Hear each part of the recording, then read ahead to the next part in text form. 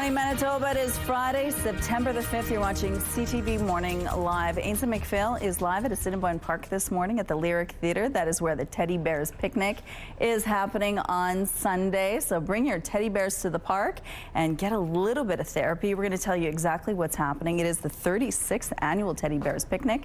We're going to get all those details, but first your headlines. Fatal stabbing. A quiet First Nation community is rocked by an incident which left 2 dead and 9 others injured. Safe consumption. Why Tories credit pressure from local residents for derailing the government's plans. And tune up your banjos. It's time for the Big Blue and their green rivals to do battle in the bowl.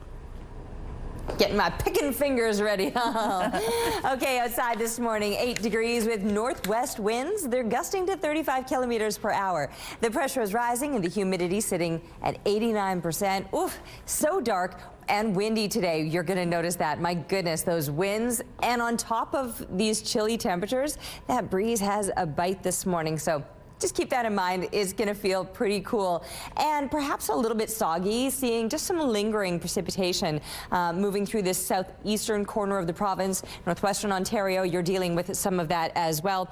Ooh, I didn't get my buttons ready here. Once we're starting to look across well, for northern Manitoba, you can see some breaks in this cloud right through the center of the province. The precipitation, the bulk of it, off to the east of us, but there's still a little bit more doing kind of this like just lingering trickle effect. Nothing too organized. The bulk of it is off to the east.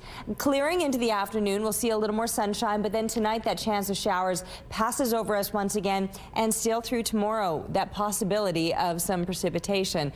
And it is taking a sweet time warming up, but by the time we're wrapping up the weekend and looking ahead to next week, things are looking clearer and brighter and warmer. So everything will start to improve, but the next couple of days, more of the same with these mid-teen temperatures, the heavier clouds, the scattered showers, then a little more sunshine Sunday, and a little more heat taking us back to seasonal values as we're looking into next week.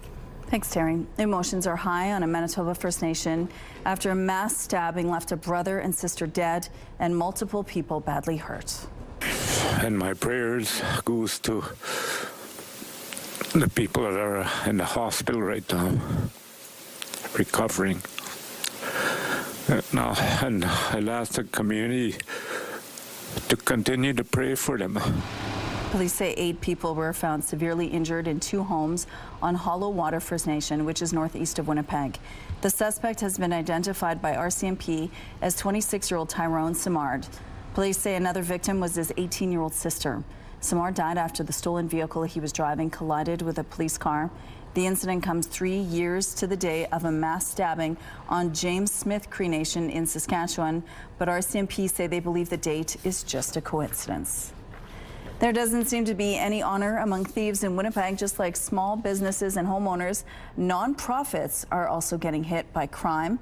As CTV's Jeff Keel shows you, police say these thefts aren't just acts of survival. Someone is making money at the expense of victims. Ripped apart, thieves climbed on top of the roof of this nonprofit adult learning center and stole the aluminum and copper condenser coils from 8 of these air and heat units. They also hit one on the daycare next door. It's unbelievable. Like there's absolutely no moral way of describing this. Student support worker Gary Swain says the units at the Urban Circle Training Center are damaged beyond repair. The replacement cost is more than $150,000. We can't afford that, and as far as I know at this moment, insurance is going to cover it, but it's going to make us hard to insure building now. They're not the only nonprofit dealing with crime on this stretch of Selkirk Avenue. The thrift store next door is also suffering. My first reaction is always frustration. The store manager says they are here to help low-income people in the neighborhood afford clothes and furniture. But she's not sure how long the store can afford to stay afloat because of chronic theft. It's almost every single day, unfortunately. If not every day, maybe every other day. It seems no one is immune in Winnipeg these days. Homeowners have had their downspouts stolen. Vehicles have been taken by a tow truck in the night. And this week, police say a security guard was shot at during a robbery at the Unicity Walmart. Police say most of these crimes are organized and for profit. I feel at times there's this misnomer out here that people are starving and they need this for survival. That is not the case. Gary Swain says the crime on the rooftop was definitely professional. It's not some guy with a shopping cart grabbing copper. They're executing a team to do this type of work. Jeff Keel, CTV News, Winnipeg. Manitoba's PC's party is crediting the residents of Point Douglas for stopping the NDP from opening a supervised consumption site within walking distance of a school and daycare. Thank you to the people of Point Douglas for helping this NDP government realize that they have made a huge mistake. Portage la Prairie MLA Jeff Bereza slammed the Canute government for even considering the Disraeli location in the first place and demanded the Premier let people know the other locations the party is now eyeing. The PCs oppose supervised consumption sites, which would allow people to inject drugs with staff on hand to respond to overdoses. It instead favors investing in treatment facilities where Manitobans can get help overcoming addiction. The NDP is still pledging to open a supervised consumption site in the province before the end of its 4-year term. Sectoral tariffs remain the main focus in trade talks with the U.S. Those discussions start by having base understandings, common understandings of a series of potential options that may ultimately form what the Prime Minister said would be a series of small deals. Canada-U.S. Trade Minister Dominic LeBlanc says Ottawa is working with the U.S. government to find common ground to improve the sectoral tariffs on steel, aluminum, copper, and the auto industry. He spoke alongside Industry Minister Mélanie Joly on the sidelines of this week's cabinet meeting, saying the Americans agreed to dig into the technical details during a meeting with U.S. Commerce Secretary Howard Lutnick last week. U.S. Attorney General Pam Bondi says human smuggling across the border with Canada is getting worse. If you smuggle human beings, you will be found, you will be prosecuted, and you will be brought to justice. It doesn't matter where you are. It doesn't matter what our borders are. Canadian justice officials discussed shared priorities with Pam Bondi in Washington last week. She says traffickers are now looking north following the Trump administration's crackdown at the border with Mexico.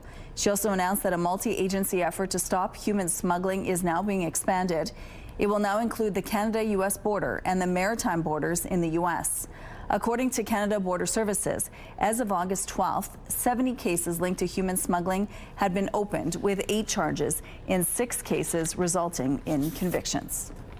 A spooktacular family-friendly tradition makes its return this fall. Boo at the Zoo is back for 21 nights of frightening fun in October. Get ready to see some creepy characters, take in some carnival rides, and explore all the haunting attractions the zoo has to offer. And for the adults, a slightly scarier event featuring live music, a costume contest, and more is happening October 31st. Boo at the Zoo runs October 3rd to the 31st. You can pick up tickets starting Monday at the zoo's entrance or by visiting assiniboinepark.ca. Get your banjos out. This weekend sees the return of the Banjo Bowl and the continued rivalry between the Winnipeg Blue Bombers and Saskatchewan Roughriders. Far side, intercepted, Ford will take it away. The Blue Bombers captured their 5th straight Banjo Bowl last year at Princess Auto Stadium. It was a close one, 26-21. This year, Saskatchewan is in first place in the West Division and beat the Bombers in last week's Labor Day Classic in Regina. Bombers head coach Mike O'Shea says the energy of a Banjo Bowl crowd can have an effect on the players on the field. I do think there is a little different level of excitement for this game, you know, than maybe others. Should there be? I don't know. But when you ask about the level of excitement or what we notice, that's really up to the crowd to bring it so that we do notice it. The Banjo Bowl kickoff is slated for 3 o'clock tomorrow afternoon. And here's a look now what's happening along Portage Avenue. Things appear to be moving quite well over here. Starting off, if you have any traffic tips to share with us, please let us know. Let's go now to Ainsley McPhail, who is live at Assiniboine Park this morning. It's going to be a busy place there on Sunday. Good morning. Good morning, Michelle. Yeah, it'll look a lot different on Sunday morning. Just outside the Lyric Theatre right now, over 20 tents for the Teddy Bears Picnic, the 36th annual. Now, kids can bump from tent to tent with the science tent, for example. Of course, giving Mr. Good Bear a checkup with MRIs and casting. And then the theater itself has live entertainment with dancing. They've even got the RWB there. So all in support of the Children's Hospital Foundation. We're going to be chatting with people about the research that goes into it, and when you buy your ticket, eat your pancakes, where it's all going. 6:37 is when we're having that chat.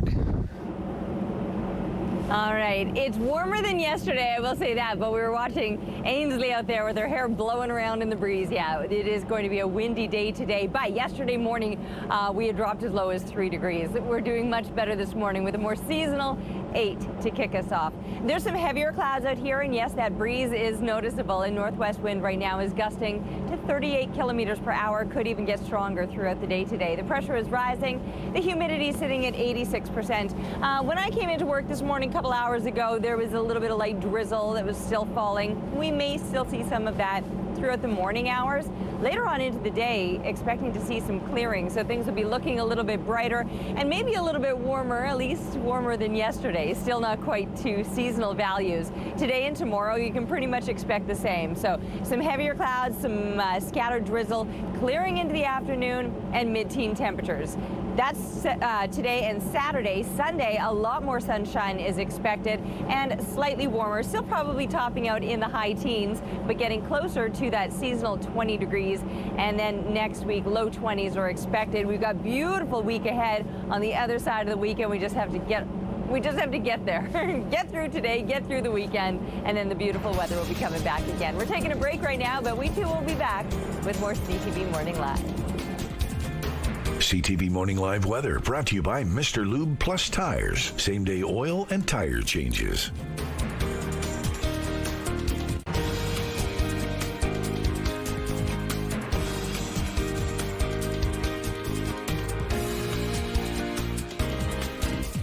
Good morning. Coming up to 6:15. Winnipeg police have charged a man for stealing more than $10,000 worth of meat from stores across the city. The thefts date back to April and, according to police, continued to the end of August, even after officers made an arrest in June. Investigators originally tied 11 thefts worth $3,000 of primarily meat to a 32-year-old man and laid charges on June 21st.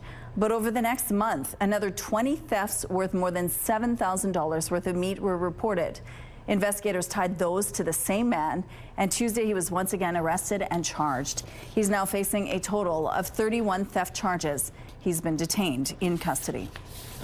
The owner of a towing company at the center of a multi-vehicle theft investigation is laying the blame squarely on his employee. In his statement of defense, Corey Fincarrick, owner of Winnipeg Auto Recycling, says it was his employee and co-accused who allegedly stole, damaged, and sold the vehicles entirely without his knowledge or direction. He's asking for the case against him to be dismissed with costs. Fincarrick and his employee were arrested and charged in July, and 2 tow trucks were seized. This came after a rash of vehicle thefts in which tow trucks were being used to take vehicles away in the middle of the night. Investigators claim they were later sold for scrap. None of the allegations have been tested in court. At a meeting with his cabinet Thursday, Prime Minister Mark Carney laid out what he wants to deliver, or that he wants to deliver, an October budget that invests in key industries but also reins in spending. CTV's Judy Trin takes a look at how the government could accomplish that balancing act. Prime Minister, what did you accomplish? The Prime Minister says what was accomplished will soon be revealed. Come tomorrow, I will tell you. For 2 days, cabinet ministers huddled behind closed doors to show Mark Carney what savings they found to turn the federal government into a leaner, more efficient machine. The finance minister was asked if there will be public service layoffs. There'll be adjustment in different places, but at the same time, we're going to be empathic to make sure that we're always there for Canadians. The Carney government is aiming to cut day-to-day spending of up to 15% over the next 3 years. Federal unions call the move reckless. I think that public service cuts can do a real harm to Canadians because the public service is there every day to serve Canadians and to protect them and to keep them safe. The number of federal workers has grown by more than 100,000 people in the past decade. The data shows that as of June, there were more than 357,000 public servants. As the trade war continues, the government is prioritizing investment in defense, housing, and major projects. The opposition leader says that's just more spending. The government has become a big fat man, and the private sector is a skinny man carrying that fat man up an increasingly steep hill. The budget will be tabled in October, but complicating matters, the government will be taking in billions less in revenue this year. After Donald Trump complained, the Prime Minister dropped the digital services tax and retaliatory tariffs against the U.S. 2 Canadians are believed to have been killed in the tram crash in Lisbon. At least 16 people were killed when the tram derailed and slammed into a building. Portuguese officials are in the process of identifying the victims. Global Affairs Canada says it is aware that 2 Canadian citizens are missing and are working with authorities in Lisbon. Part of the wreckage has been removed as investigators investigate the crash site.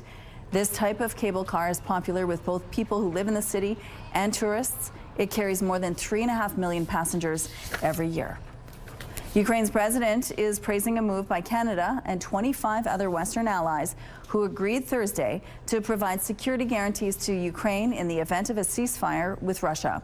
Following a meeting of the so-called Coalition of the Willing, Prime Minister Mark Carney affirmed a, quote, willingness to deploy direct and scalable military assistance in support of upholding a ceasefire and lasting peace. It's unclear if that means Canadian boots are on the ground, though earlier Carney did not rule that out. It's starting to feel like fall out there, but experts say you still need to remember to stay hydrated. When you get really dehydrated, the blood volume is lower, and that's going to lead your heart to have to beat faster to circulate enough oxygen to your body. Dr. Glenn Hirsch with National Jewish Health says that can put a lot of stress on the heart, especially in those who are more vulnerable from underlying medical conditions. Water helps the body to keep a normal temperature. It also lubricates and cushions joints, protects the spinal cord and other sensitive tissues, and gets rid of waste through sweat or going to the bathroom. Also, when the blood volume is down, you still have the same number of cells in your blood, so the viscosity in the blood will go up, and that can even lead to the blood pressure going up. To focus on fall hydration, he recommends pre-hydration. Start drinking water at least 3 hours before you'll be in the sun or on your feet, and sip it throughout the day. And finally, Hirsch says to limit alcohol and caffeine, which speed up fluid loss.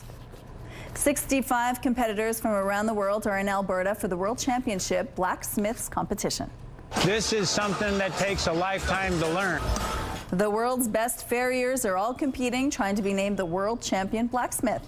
Events range from trimming and shoeing to forge welding, with all of them a race against the clock. And here's a look now at what's going on the Norwood Ridge. It looks like things are moving well over here. No issues to tell you about at this point. If you see problems out there, please let us know. Traffic is brought to you by Curtis Carpets, Manitoba's flooring experts. Still almost 30 minutes before the sun even begins to rise as we take a look now through the Bathfitter Live Eye. Bathfitter, your bath and shower experts for more than 40 years. So it's dark out there, but it's also cloudy and could be a little bit drizzly at times. It's windy as well. There's a lot going on this morning and none of it is very pleasant. But we should see some improvements later today with increasing amounts of sunshine into the afternoon. Do you know what is pleasant? Our temperatures. They're better than yesterday, and in fact, 8 degrees where we're sitting right now, that's normal for this time of year. And many places, well, no, not many places. Looks like just Gimli is joining us there at the seasonal 8 degrees. But many places are close to that number in these mid to high single digits to kick off your morning. That includes northern Manitoba with some high single digits up along this western border, and even the eastern border not looking too bad. Thompson is the cool zone right in the center there. 1 degree, a little bit chillier to kick off your morning. Now, that's also where it's clearest. There's this kind of break in the clouds right through the center of the province. Heavier clouds off to the east, to the west, and we're still seeing a little bit of that light precipitation here in southeastern Manitoba and through parts of northwestern Ontario as well. But those conditions only likely to last through the morning hours. We got our school bus back again. Yeah, 8 degrees as we're sending kids off to school into the 8 o'clock hour, and 14 as it clears out. We'll see increasing amounts of sunshine later today, but the breeze, you'll notice it all throughout. It's going to be a northwest wind, at times gusting to 50 kilometers per hour. So that's a strong wind. And tomorrow, still some heavier clouds. In fact, that chance of showers continues overnight and still through the day tomorrow. Eventually, the sun comes back on Sunday, looking a little bit warmer and brighter, and then certainly feeling warmer when we're back up to seasonal or even above normal temperatures through much of next week. And what a stunning photo. This was taken by Lisa harvest time, and it's looking good. Thank you for this, and keep the pictures coming, please, to Winnipeg Weather at ctv.ca. We're taking a break right now, but we'll be back with more CTV Morning Live. Good morning. A long-awaited report was released Thursday on BC's fatal Lapu-Lapu tragedy in April, when an alleged vehicle ramming attack left 11 people dead and dozens injured. CTV's Andrew Johnson on what Vancouver police and city officials are now calling for to make future festivals safer. 4 months after 11 people were killed at a Vancouver street festival, the mayor and police say they are making the city safer. There's not a single city on the planet that can eliminate all risk all the time. But what we can do is plan smarter, act faster. There are 8 recommendations in the report into outdoor event safety after the attack with an SUV that plowed into pedestrians. Several focus on what's being called hostile vehicle mitigation. The city says it will follow a new consistent direction on when and how to use barriers, as well as design and retrofit public spaces with vehicle-resistant infrastructure. Making sure that those barriers are there for even low-risk events, if necessary, going forward. And for larger, higher-risk events like the FIFA World Cup, the mayor says next year Vancouver will be ready to safely welcome the world. Make no mistake about it, we will be ready for FIFA, and it will be a safe, successful event. But there is also an acknowledgement more work needs to be done, the city says, at the provincial level to deal with mental illness on Vancouver streets. We are asking, we are begging for action from the province on this one. As for the man accused of mass murder at the Lapu-Lapu Festival, a hearing has just wrapped up to determine whether Adam Kaiji Low is fit to stand trial. Testimony has been sealed from the public under a publication ban being challenged by CTV and other media outlets. The judge is expected to deliver his ruling on Low's fitness to stand trial and whether we can report how psychiatrists have described his mental state at the time of the rampage next Wednesday. Andrew Johnson, CTV News, Vancouver. CTV Morning Live is brought to you by Robin's Donuts, your favorite stop. It is, well, it's still dark out there, but we're getting closer to sunrise. I was going to say it's windy out there this morning. That was the first thing I noticed when I stepped outside. Those winds gusting to 38 kilometers per hour out of the northwest. Now, it is warmer than yesterday. We're back to seasonal temperatures this morning. 8 degrees is where we begin, with the pressure rising and the humidity sitting at 86%. Once that sun is up, well, we're not going to see a lot of it this morning, but we should see a lot more of it later on today. This morning, though, the heavier clouds and even a little bit of light scattered precipitation still lingering, more so across that eastern border yet, but you can see just a little bit of trickle effect showers, and not just here, over in parts of the southwest as well. But that will clear out. We'll see some sunshine into the afternoon. The breeze, though, will stick around throughout the day today, perhaps even getting stronger throughout the day. 14 degrees. Warmer than yesterday, still nowhere near seasonal. We should be up around 20 degrees for this time of year, and we're still not even close to those numbers, and won't be through the weekend either. Down to 4 degrees overnight, with the chance of showers developing again, even if it does clear out into the afternoon. Chance of showers back tonight, winds remaining strong, and still with that possibility of some showers lingering for tomorrow. 14 degrees, winds will be an issue once again. After that, everything is starting to look a little bit better and feel a little bit better too. The sun will be out in full force by Sunday, 19 degrees, and then back up into those low 20s as we're looking ahead to next week. Thank you, Terry. Manitoba Liberals will choose a new leader this October. I am truly sad today to be losing, but the people have spoken.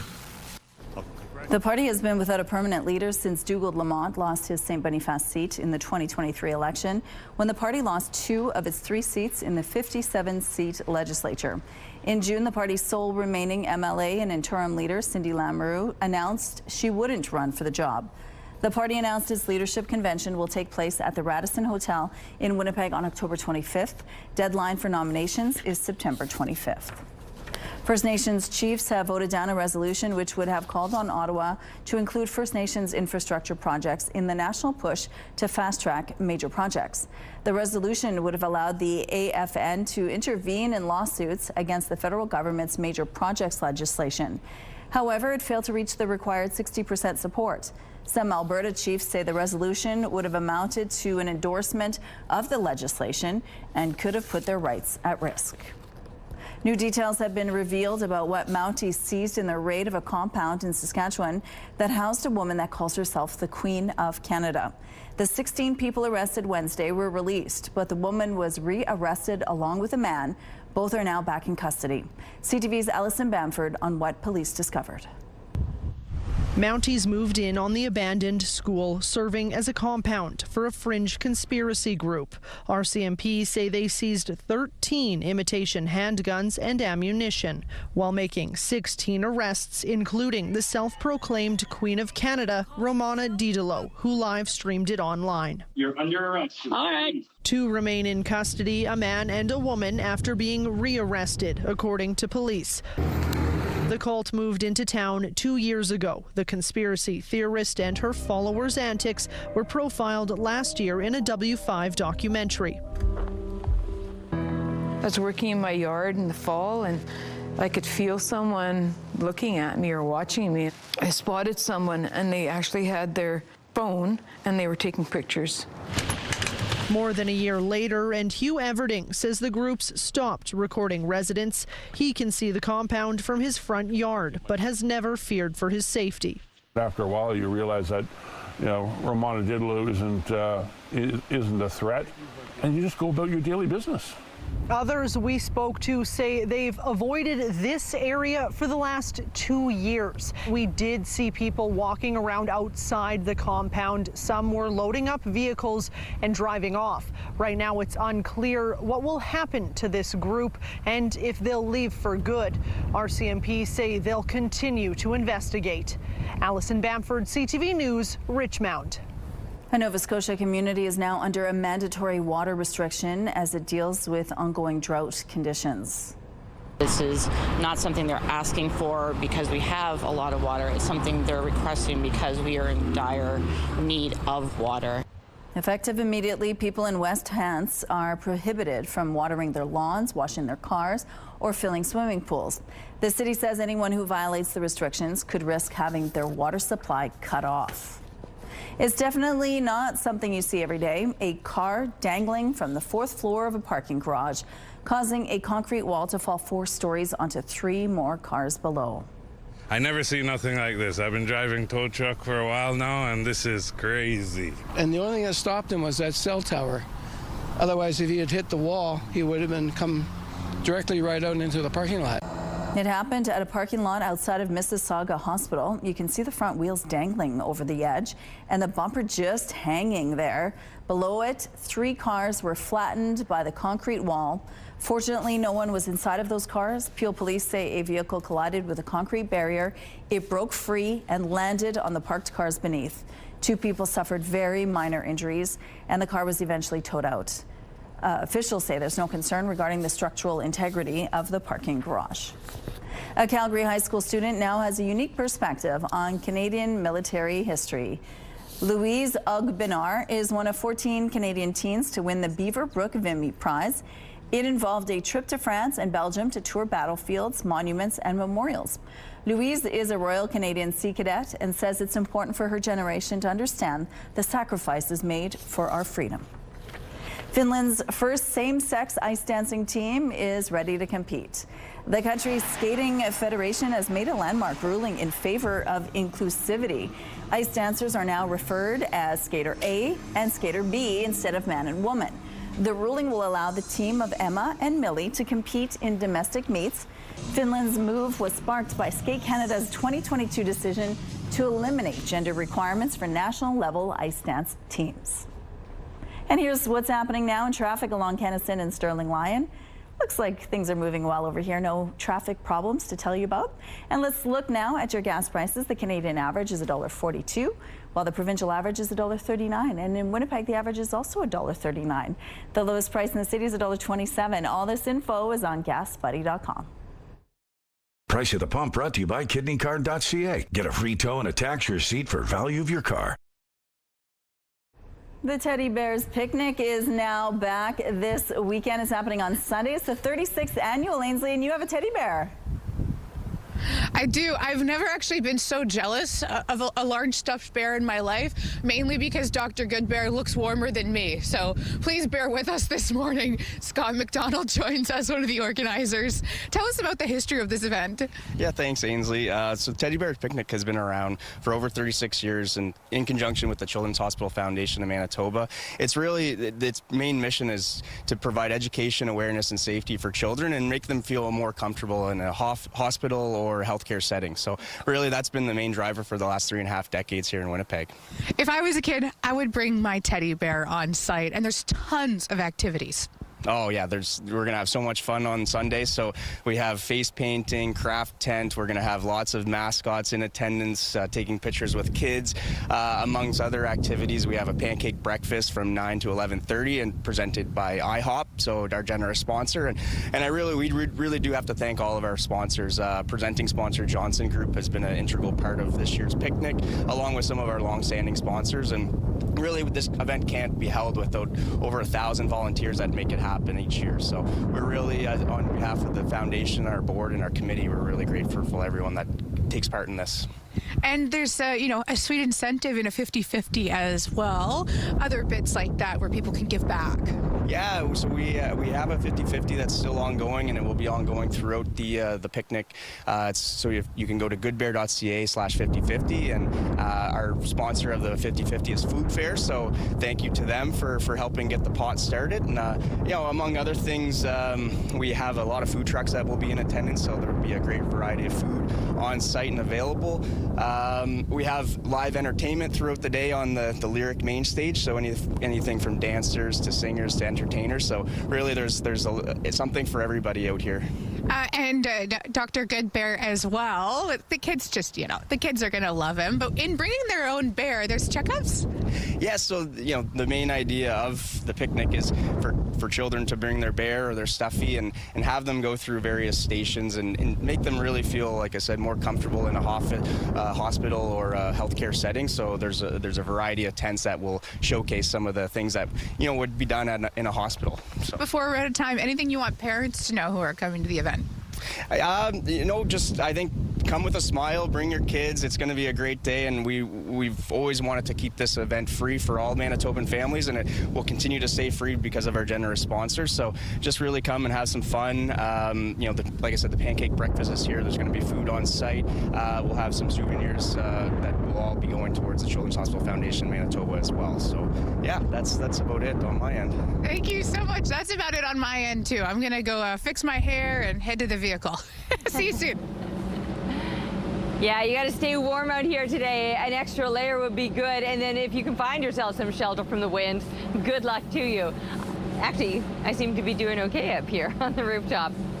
Lucky me. Keep my fingers crossed that this holds. Well, what we're seeing above, a little extra cloud cover this morning, so much closer to sunrise. I think it might even be about this time.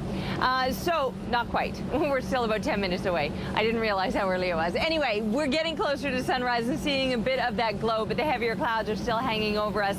8 degrees right now, northwest winds. They're gusting to 38 kilometers per hour. The pressure is rising, the humidity sitting at 86%. There's still the possibility that we could be seeing a bit of light drizzle through the morning hours. Into northwestern Ontario, there's still going to be some drizzle probably throughout the day across that eastern border. For us here in the southeast, or southwestern Manitoba too, it will be more of a morning event and clearing into the afternoon. That goes for parts of northern Manitoba too. You'll see a little more sunshine, but certainly the possibility of some drizzle through the morning hours. And then another round of rain overnight and still through tomorrow as well. So Friday, Saturday looking kind of the same with some heavier clouds at times, possible scattered precipitation, mid-teen temperatures, and some pretty strong winds.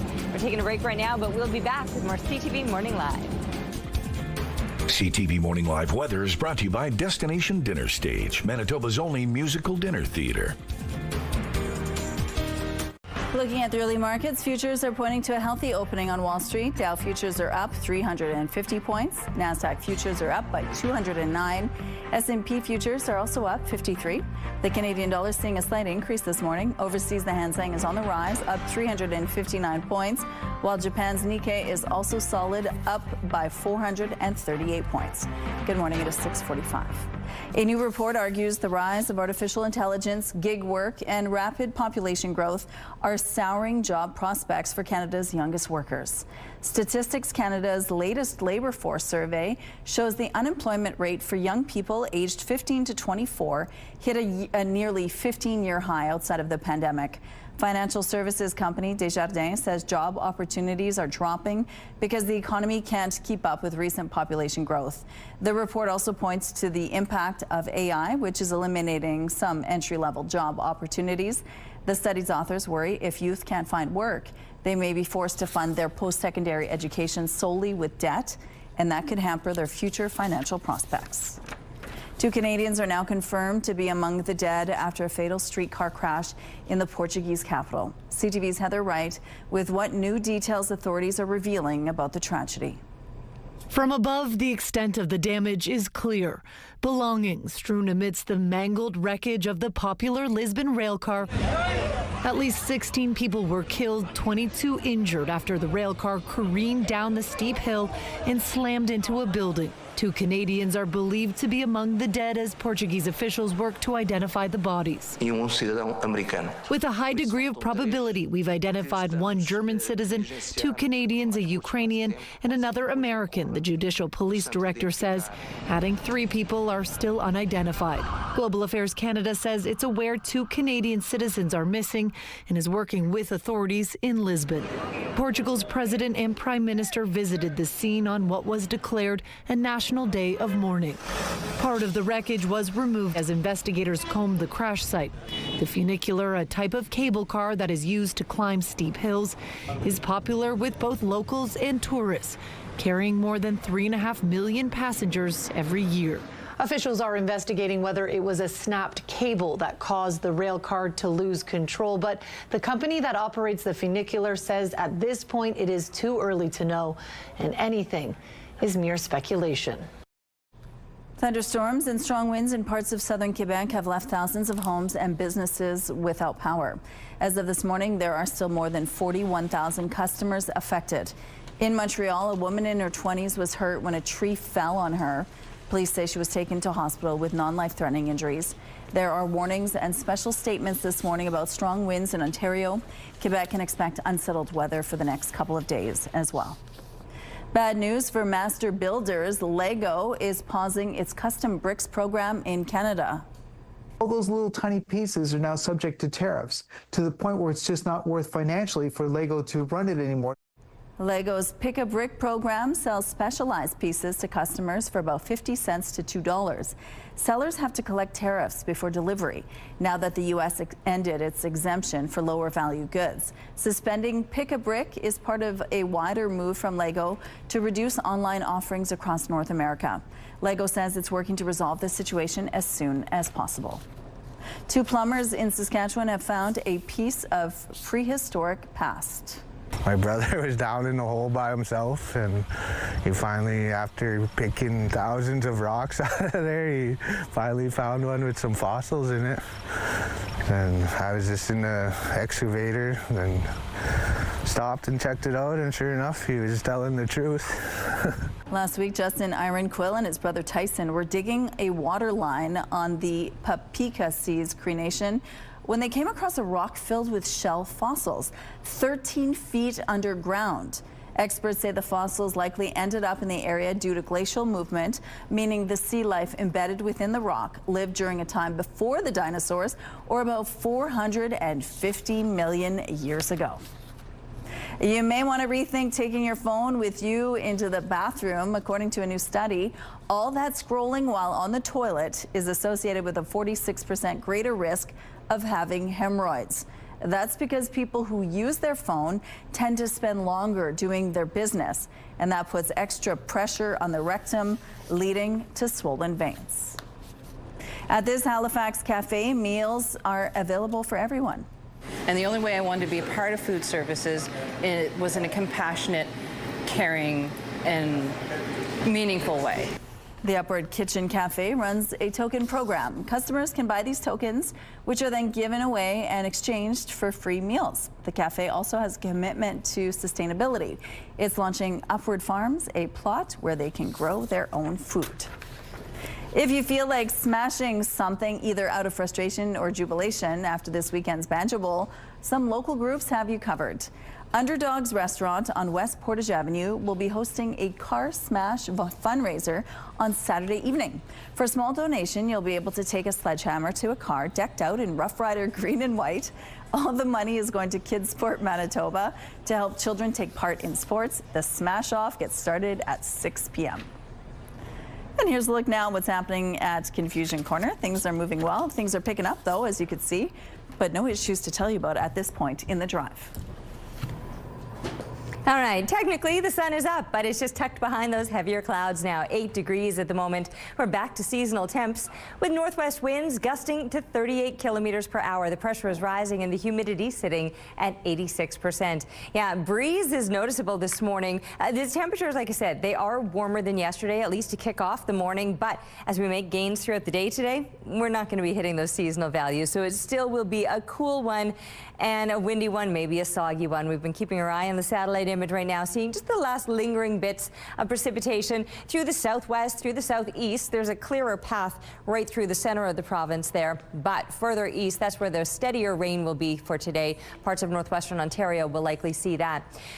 Other parts of the province, like up in Churchill, sun will be shining for you, or you'll have some heavier clouds, or even if you're close to that eastern border, some lingering precipitation. Temperatures, well, double digits, low to mid-teens for the most part.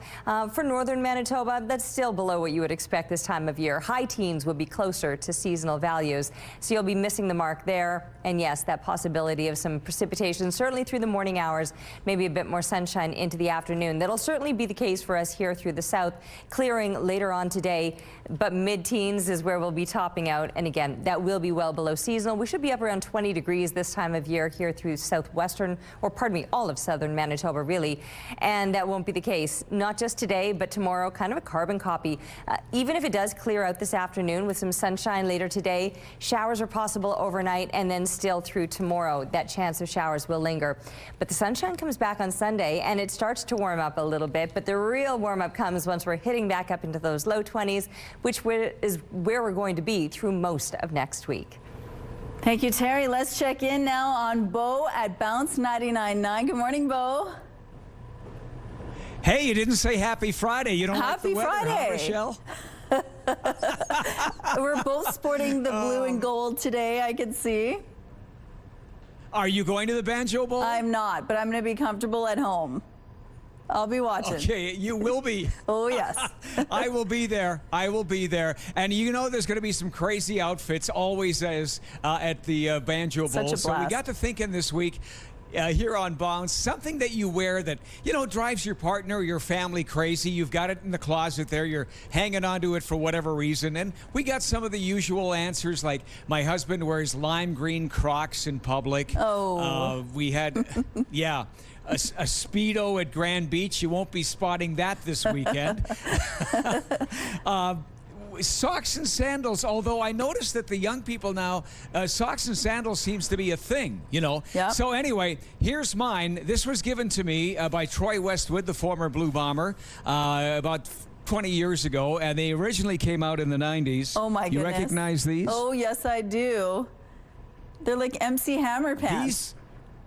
Yeah, Zubaz. And now the color has faded over the years because I've washed them so often. Totally comfortable.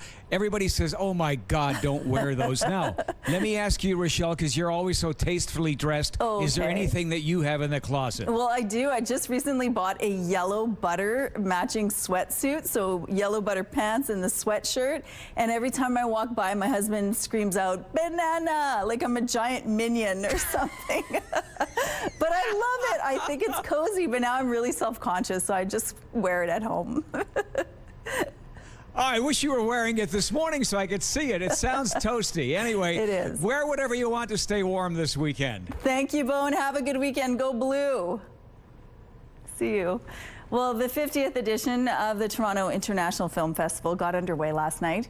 Here's CTV's John Benavelli-Rao on how the festival has become a marquee cultural event over the half-century it's existed. Welcome to Tram. While nowadays TIFF is a magnet for megastars, it wasn't always that way. A festival that in 1976 had a rather humble start. It was a big year for Toronto. The CN Tower opened, the Blue Jays got their name, and a movie fest debuted called the Festival of Festivals. It was small, a little disorganized, but it was amazing. Initially ignored by Hollywood, early on, among the few American celebrities to show up was Henry Winkler, a.k.a. the Fonz. Then in 1983, a turning point when The Big Chill had its world premiere in Toronto. That was a big moment because the cast all came up, and the cast was full of actors who went on to become huge superstars. Actor Warren Beatty turned up the following year, and there was plenty of Canadian star power too. A festival of festivals that, a decade later, got a name change, something Piers Handling brought about when he took over. They didn't have film in the title, they didn't have Toronto in the title, didn't have international in the title. The newly named TIFF drew even more stars, more world premieres. Movies like American Beauty, I'll go for D, and Slumdog Millionaire, which in part because of TIFF was released in theaters. That was a movie that was supposed to go direct to DVD, wasn't even going to get a theatrical release. TIFF showed it, it became a sensation, it won the People's Choice Award, and then went on to win Oscars. Among TIFF's memorable moments was Sacha Baron Cohen arriving at a red carpet as Borat in a cart pulled by women dressed as peasants. And Sean Penn famously lit a cigarette during an indoor press conference for all the King's men, violating Ontario's new indoor smoking ban. One other bit of trivia, at that first festival, an admission ticket to a movie cost just $2. John Benavelli-Rao, CTV News, Toronto. Well, that's cool history. Here's a look now what's happening on the Prehistoric Bridge. Looks like things are moving quite well to start off this Friday morning. We're going to take a break here. We'll be back after this with your 7 o'clock headlines.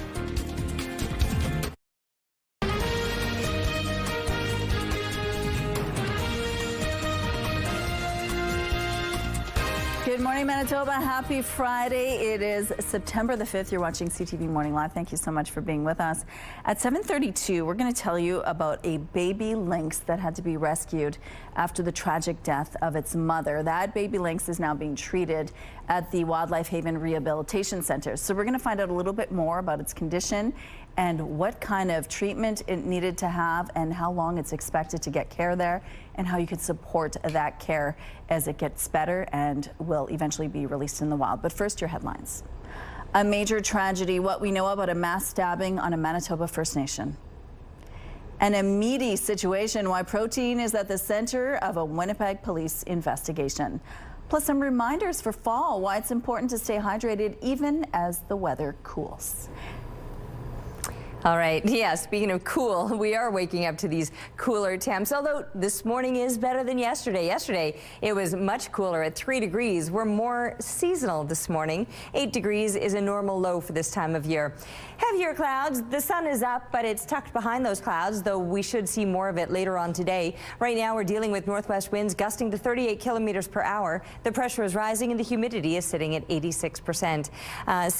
We've got these strong winds. That's probably going to be the worst of it today. The temperatures, we got used to the cooler temps over the past couple of days, but now Add on to that a strong wind that will only get stronger through the day, and those winds, they're sticking around for a couple of days. Also still lingering this bit of shower activity that we're still seeing in some parts of the southeast right now, more so into northwestern Ontario.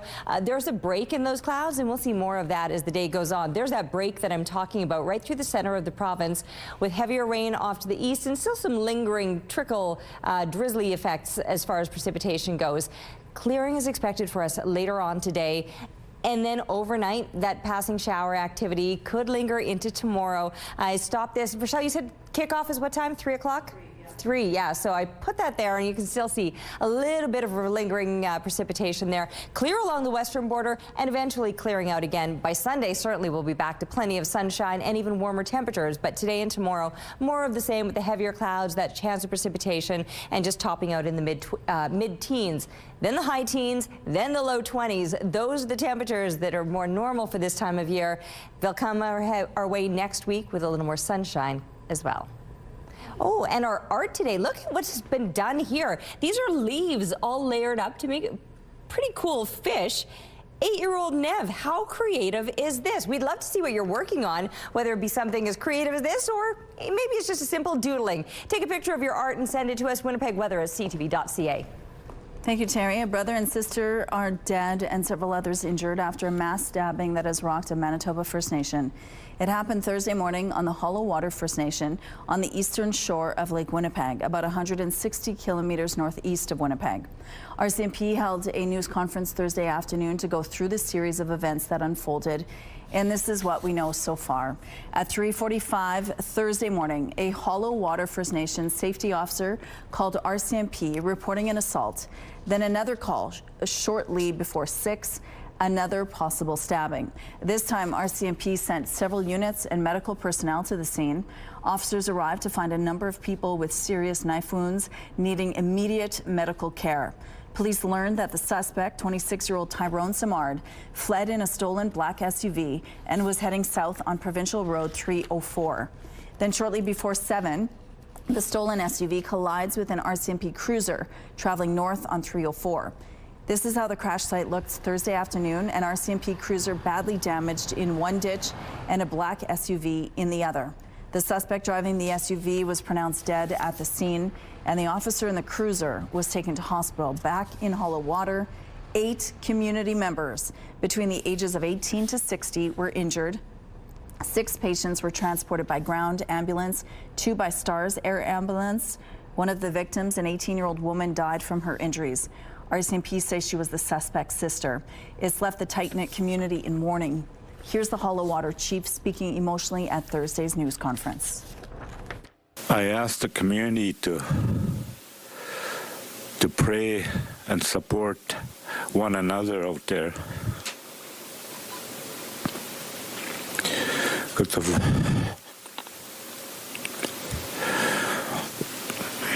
And my prayers goes to the people that are in the hospital right now, recovering. Now, and I'll ask the community to continue to pray for them, for their recovery. Meanwhile, RCMP say the officer was taken to hospital with critical but non-life-threatening injuries. She's recovering in hospital now, along with the other victims. RCMP says she was rushing to Hollow Water as part of the RCMP response. Manitoba Premier Wab Kinew had this to say about the injured officer. We're still finding out the details of what happened about, but we can say that she is a hero. We don't know the specifics yet. We will in the coming days, I'm sure. But she stopped a man on a rampage. So on behalf of the province of Manitoba, I thank her. RCMP say there are many questions remaining unanswered, especially since the suspect is now dead. Investigators are going door to door in Hollow Water, interviewing witnesses and ensuring there are no more injured victims. RCMP say they'll release more information as the investigation unfolds. Winnipeg police have charged a man for stealing more than $10,000 worth of meat from stores across the city. The thefts date back to April and, according to police, continued to the end of August, even after officers made an arrest in June. Investigators originally tied 11 thefts worth $3,000 of primarily meat to a 32-year-old man and laid charges on June 21st.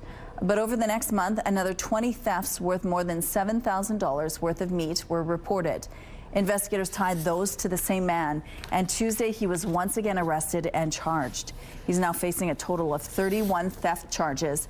He's been detained in custody. Manitoba's PC Party is crediting the residents of Point Douglas for stopping the NDP from opening a supervised consumption site within walking distance of a school and daycare.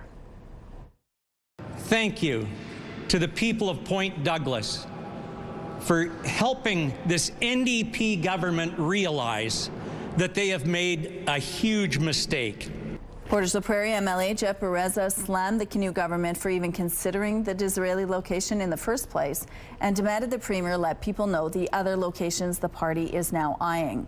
The PCs oppose supervised consumption sites, which would allow people to inject drugs with staff on hand to respond to overdoses. It instead favors investing in treatment facilities where Manitobans can get help overcoming addiction. The NDP is still pledging to open a supervised consumption site in the province before the end of its 4-year term. Prime Minister Mark Carney is expected to make a series of announcements at 11 a.m. Eastern today aimed at helping industries affected by tariffs. Multiple sources have told CTV News one of those announcements could involve changes to Ottawa's EV mandates. The mandates include policies like sales targets for zero-emission vehicles and clean fuel regulations.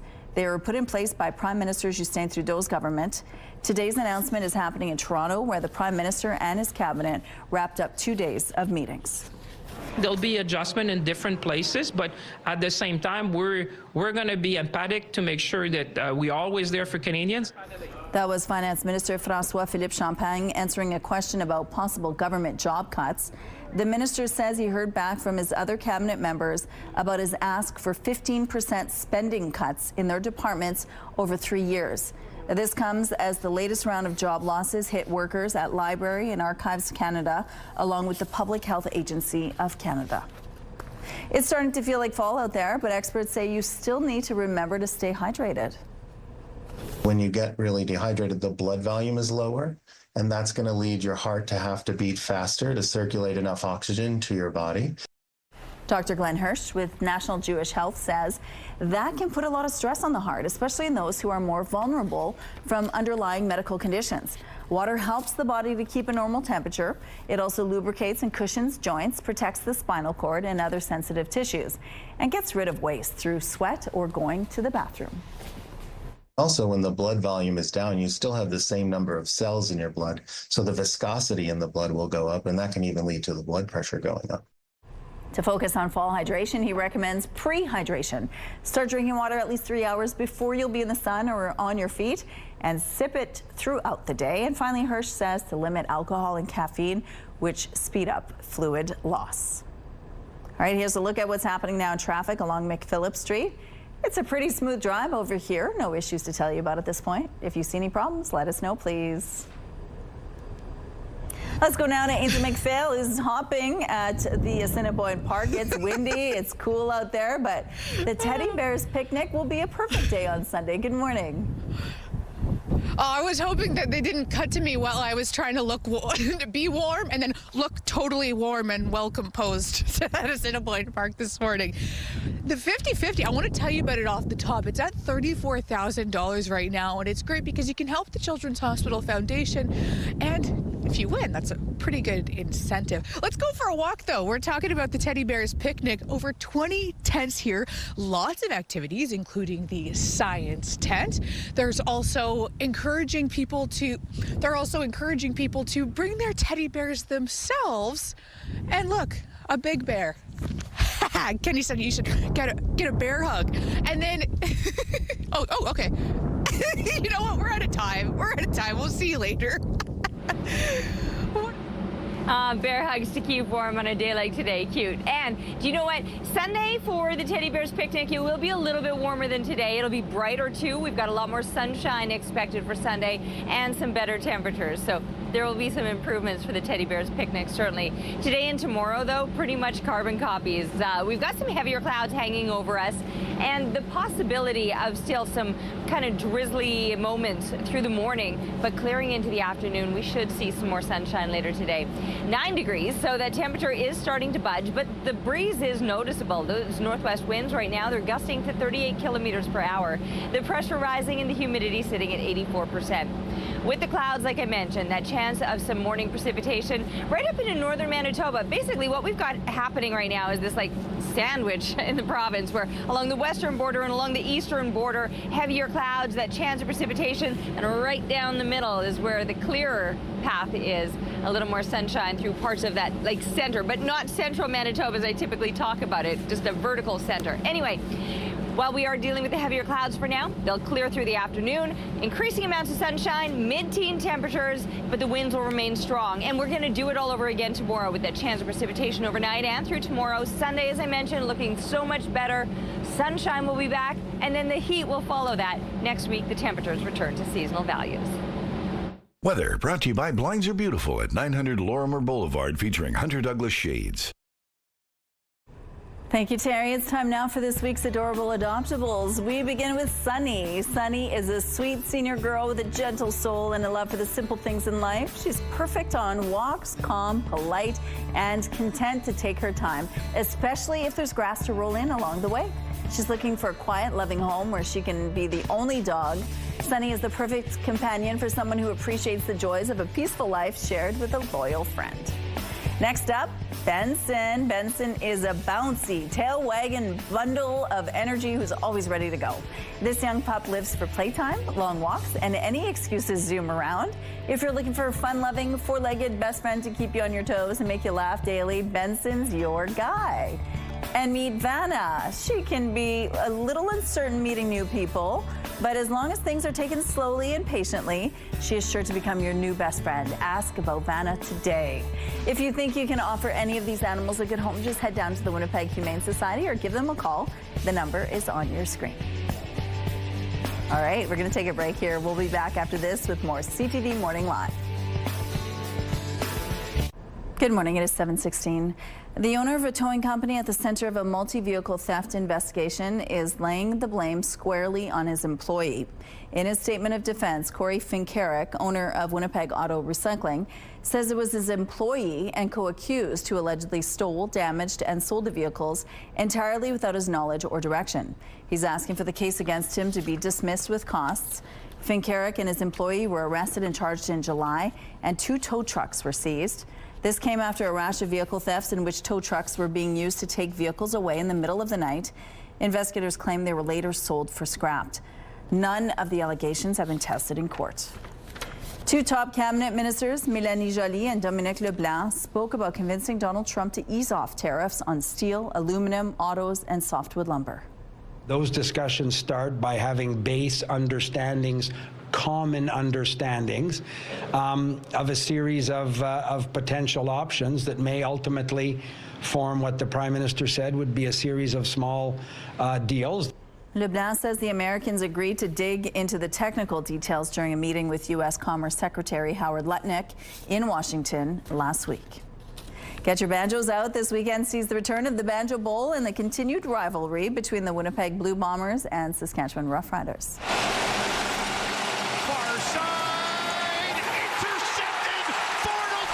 The Blue Bombers captured their 5th straight Banjo Bowl last year at Princess Auto Stadium.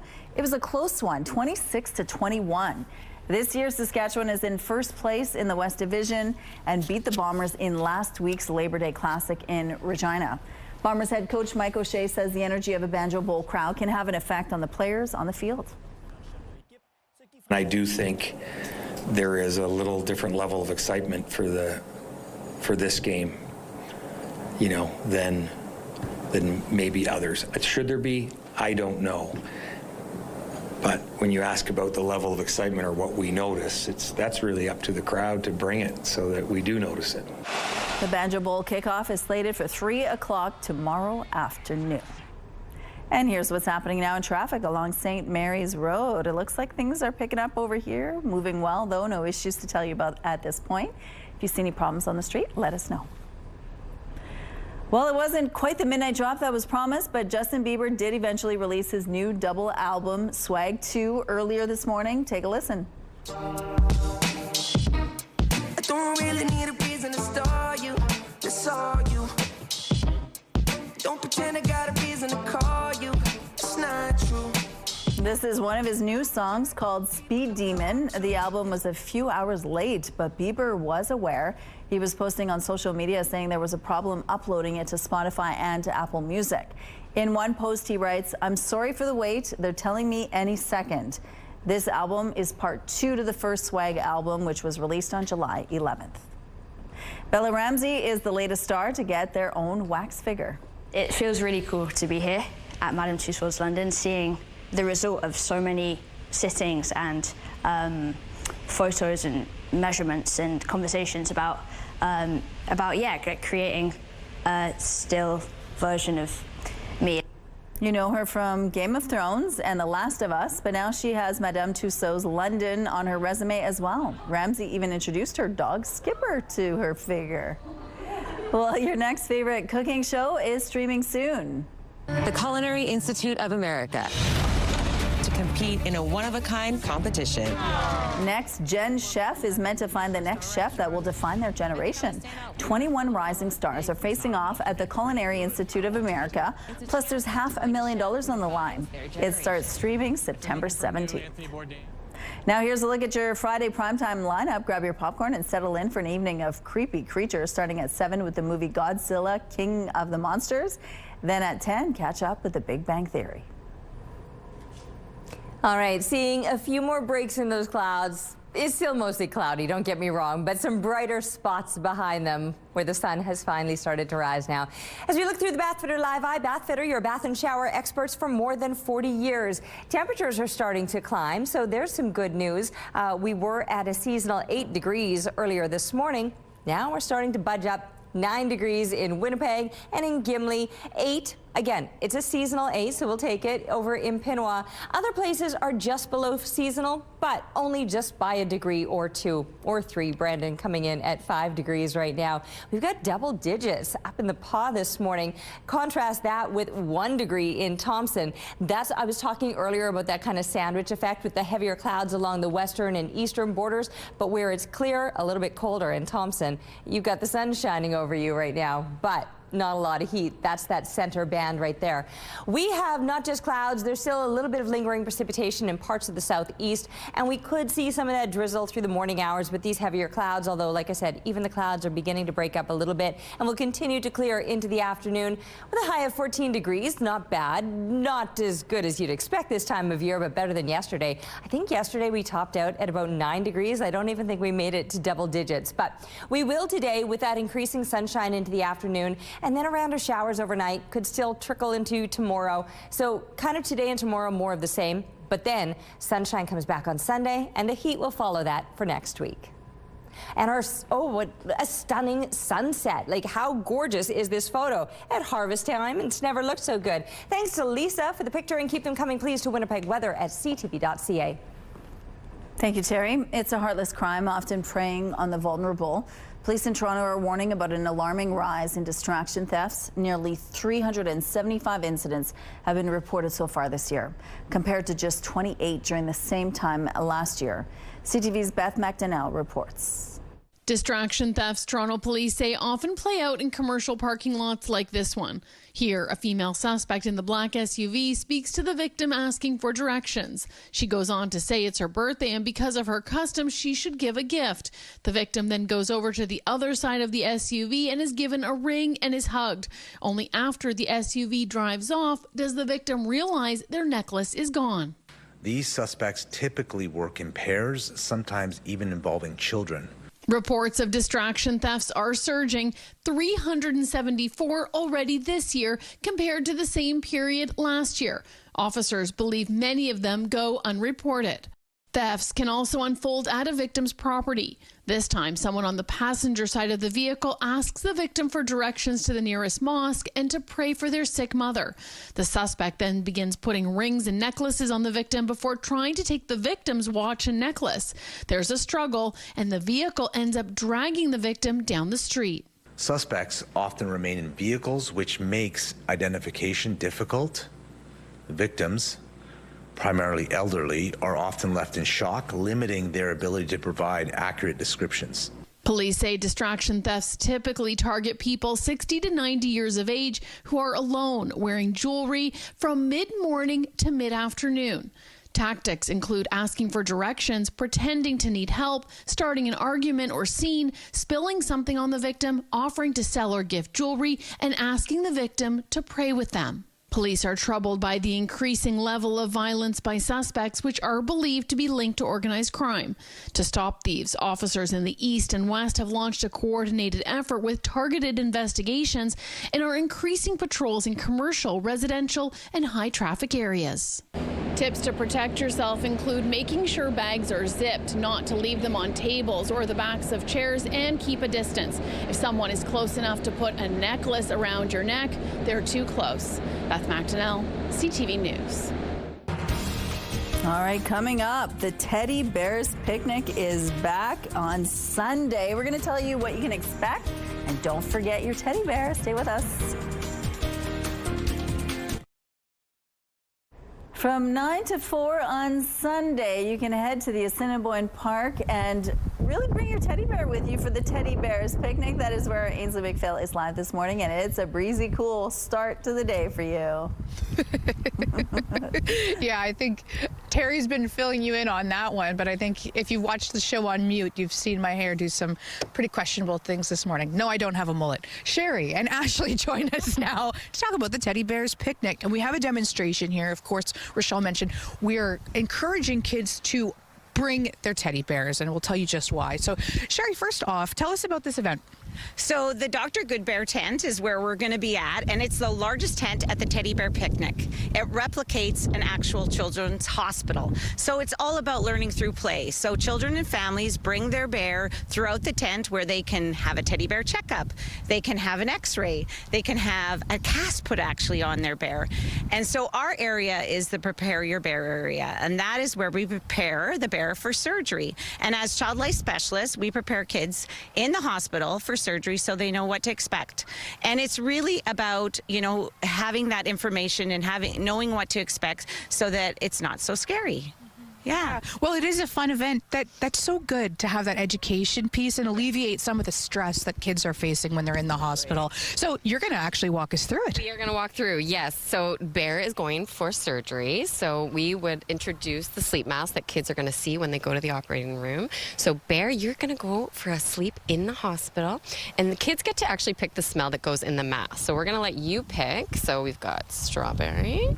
All right. Okay. And peach. Let's go with peach. Okay, it reminds me of peach. So we would put peach in the mask, and then we'd say to Bear, okay, count down. 5, 4, 3, 2, 1. Their sleep medicine comes up, the anesthesia, and you're asleep. And when they're asleep, they don't hear anything, see anything, or feel anything. And that is when Bear gets feeling better.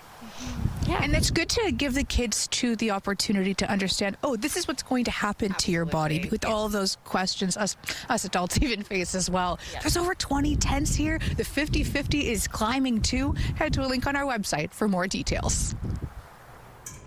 And while it's looking cool and breezy out there this morning, Sunday should be a much better, brighter day and a warmer day as well. The temperatures will begin to rise by then, but today and tomorrow, pretty much carbon copies of each other. We've got the heavier clouds hanging over us. These strong northwest winds, they're gusting to 38 kilometers per hour.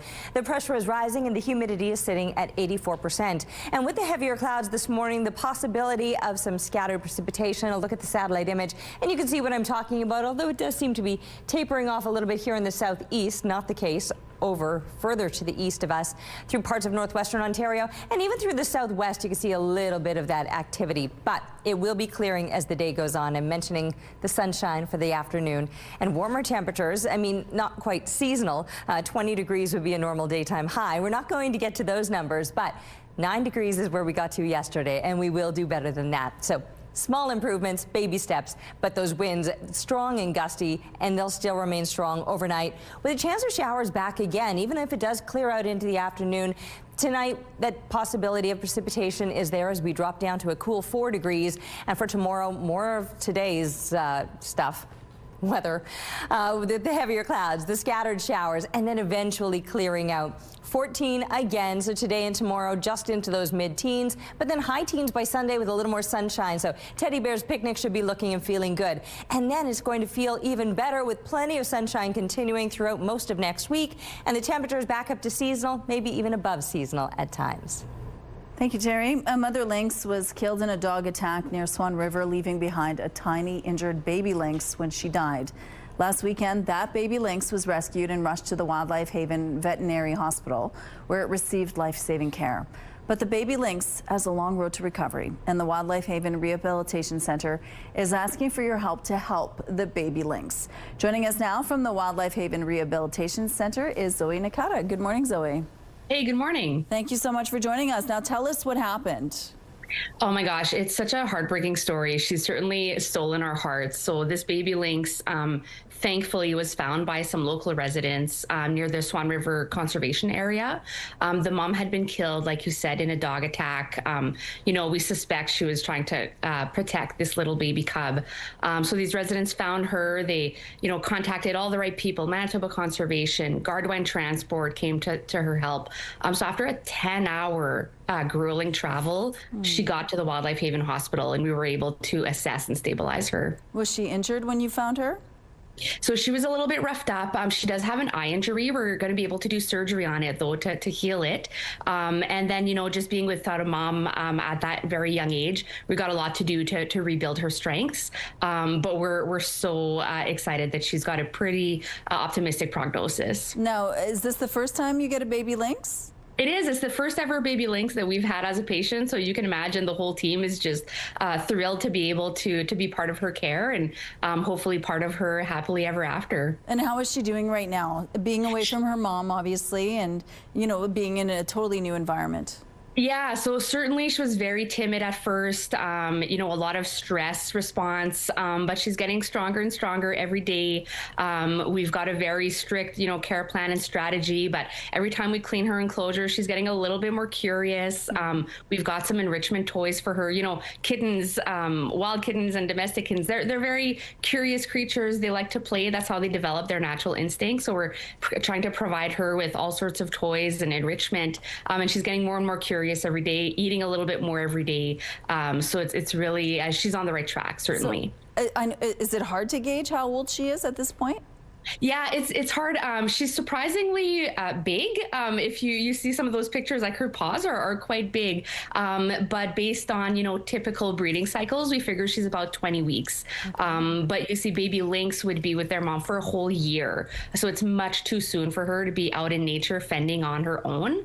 So she's going to be with us certainly until the spring. Okay, and so what does it take to take care of a baby lynx? What do you need to do? Oh my gosh. It takes so much. It takes a team of professionals that we have on our staff. It takes enrichment. It takes very specialized food, milk formula, meats, toys. And so that's why we're reaching out to the community and we're saying, hey, can you be part of the team that, you know, gets this baby lynx back to the wild? Certainly donations is the best way to help. But we've got a few interesting things going on in September, like an open house, an online auction, and those are all different ways that folks can contribute and be part of it. She's definitely a cutie, isn't she? She's so cute. I'm not usually a cat person, but she might turn me into a cat person. Oh, I love that. Okay, so what do you want people to do? What can they do to support you? Yeah, so head to our website, wildlifehaven.ca, and there you'll see you've got the option to do a donation, to receive a charitable tax receipt. We've got our open house coming up September 20th and 21st, where you can see where she gets her care. You can see video into her enclosure. And we've got an online auction from September 16th to 21st that you can bid to win, and all the money goes to the Lynx and other patients like her. Does she have a name? No, we don't name patients. Okay. This is a hard one. We're trying not to get too attached. Really, our role is to facilitate her release back to the wild, but she's certainly stolen our care, and we call her Baby Lynx. Well, that's so sweet. Well, thank you so much for giving us your time today, and we hope and we're thinking about her and wish for a speedy recovery. Thank you, Zoe. Yeah, thanks for having me. All right, taking a look in traffic now, Kenniston and Sterling Lyon. It looks like things are starting off really well here on this Friday morning. No issues to tell you about at this point. And here's a look now at your gas prices. The Canadian average is $1.42. The provincial average is $1.39. In Winnipeg, the average is also $1.39. The lowest price in the city is $1.27. All this info is on gasbuddy.com. Price at the Pump brought to you by kidneycard.ca. Get a free tow and a tax receipt for value of your car. Right now we're sitting at 9 degrees. It's mainly cloudy skies. We'll be back after this with more CTV Morning Live. CTV Morning Live is brought to you by Robin's Donuts, your favorite stop.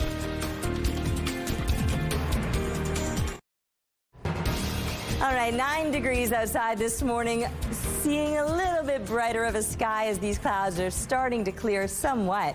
Northwest winds, they're gusting to 38 kilometers per hour. The pressure is rising and the humidity is sitting at 84%. It was completely cloudy when I was coming into work. Even a little bit of light drizzle activity, and the winds, well, the winds are still an issue and will continue to be a factor throughout the day today.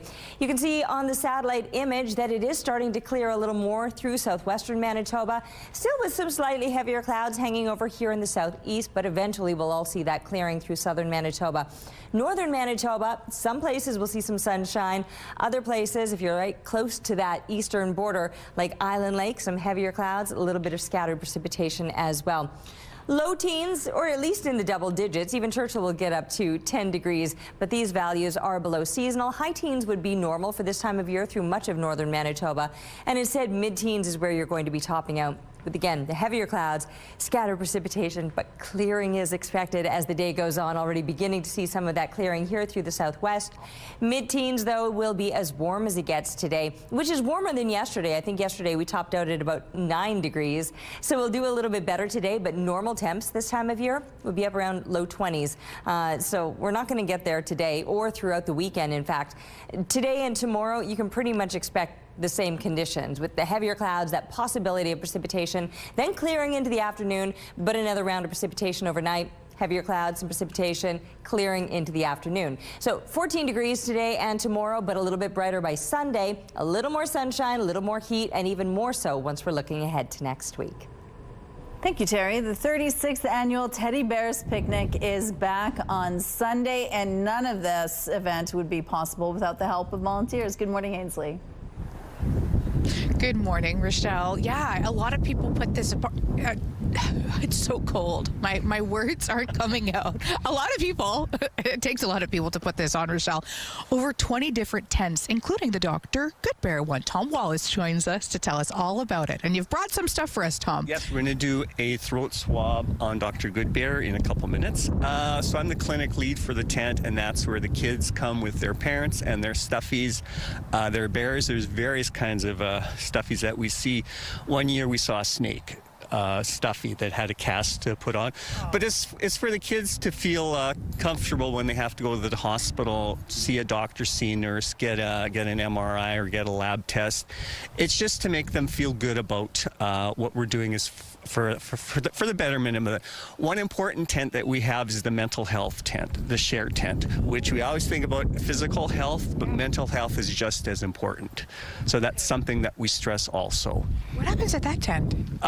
There's specialists from the Health Sciences Center who if kids want to talk about things. About anxiety or stress. I love that. Okay, let's do this. I didn't even properly introduce Dr. Goodbear, so welcome to our show. He doesn't say too much, but that's okay. Now the throat swab, it doesn't hurt at all. And I'll put it in here, and we'll see if we get a reaction.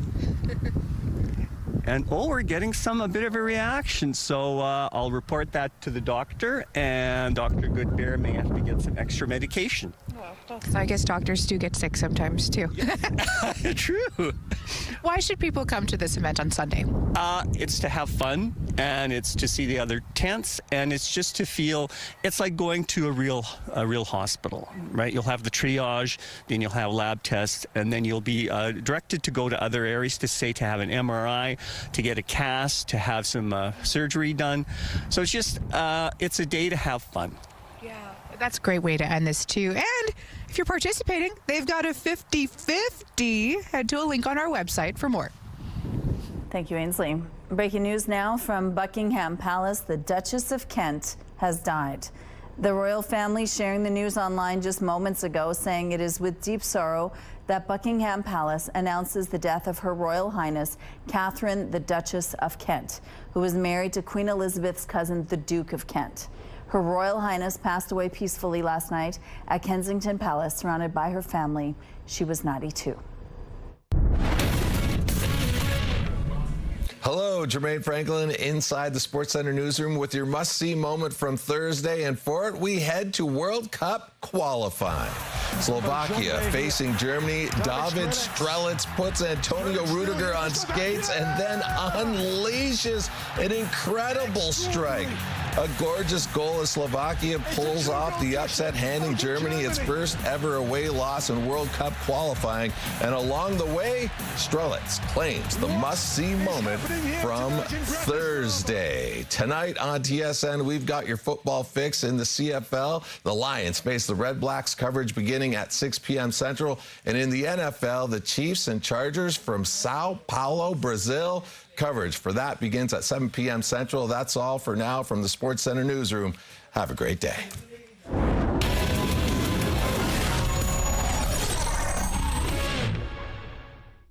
TSN Must-See Moments brought to you by Super Blinds and Draperies, your Hunter Douglas shade provider for over 40 years. CTV Morning Live Weather brought to you by ABC Fire and Safety, your CO2 refill store. It's still looking mostly cloudy from my vantage point up here on the rooftop. There's a few breaks in the clouds, but few and far between. So even though it's on the cloudier side right now, I am optimistic that we'll see a lot more of that sunshine later today. And here's some good news. The temperatures today warmer than yesterday, maybe a little shy of seasonal, but our morning temperatures were bang on normal. We started at 8 degrees. We're now sitting at 9, so we're even making some gains already. But that breeze, you're going to notice that increasing as well. Right now it's out of the northwest and gusting to 38 kilometers per hour. Pressure rising and the humidity sitting at 84%. So yes, it's cloudy. There was even a little bit of light drizzle still first thing when I was coming into work this morning. That has tapered off.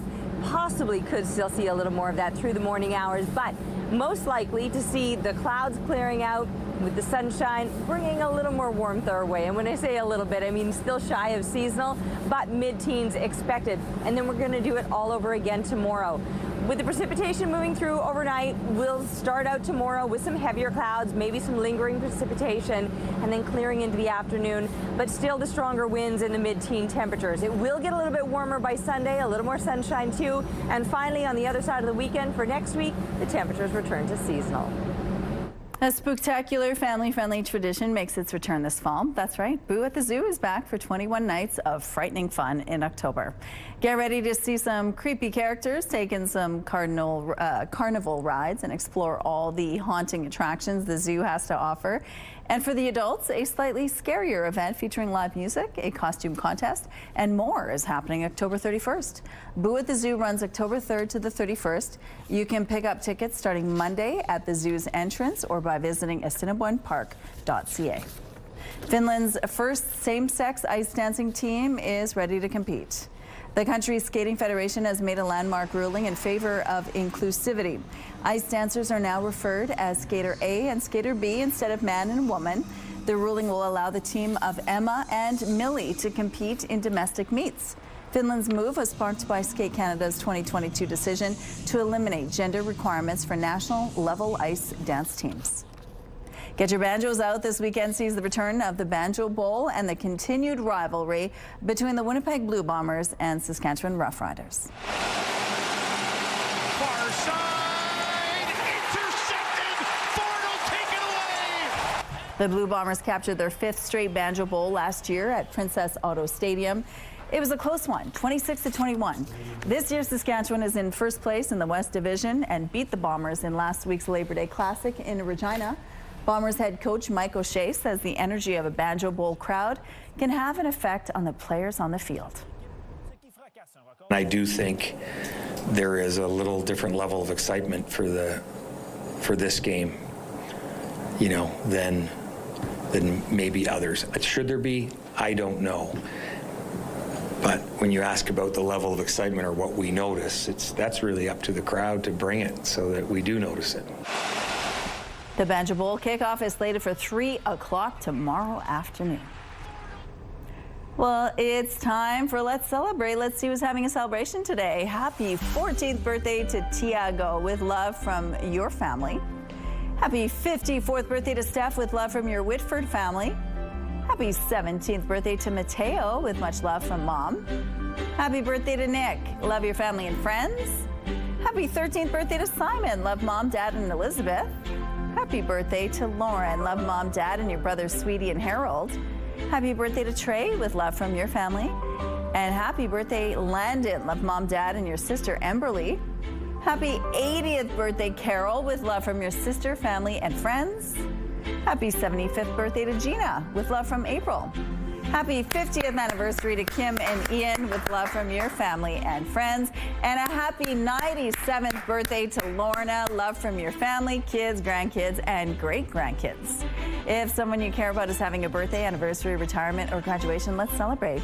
To submit your celebration, visit our website, ctvnewswinnipeg.ca, and fill out the form at least 2 days in advance. It'll also enter you into our monthly contest for a chance to win a $100 gift certificate to Party Stuff. Let's Celebrate, brought to you by Party Stuff, 3 Winnipeg locations and at partystuff.ca.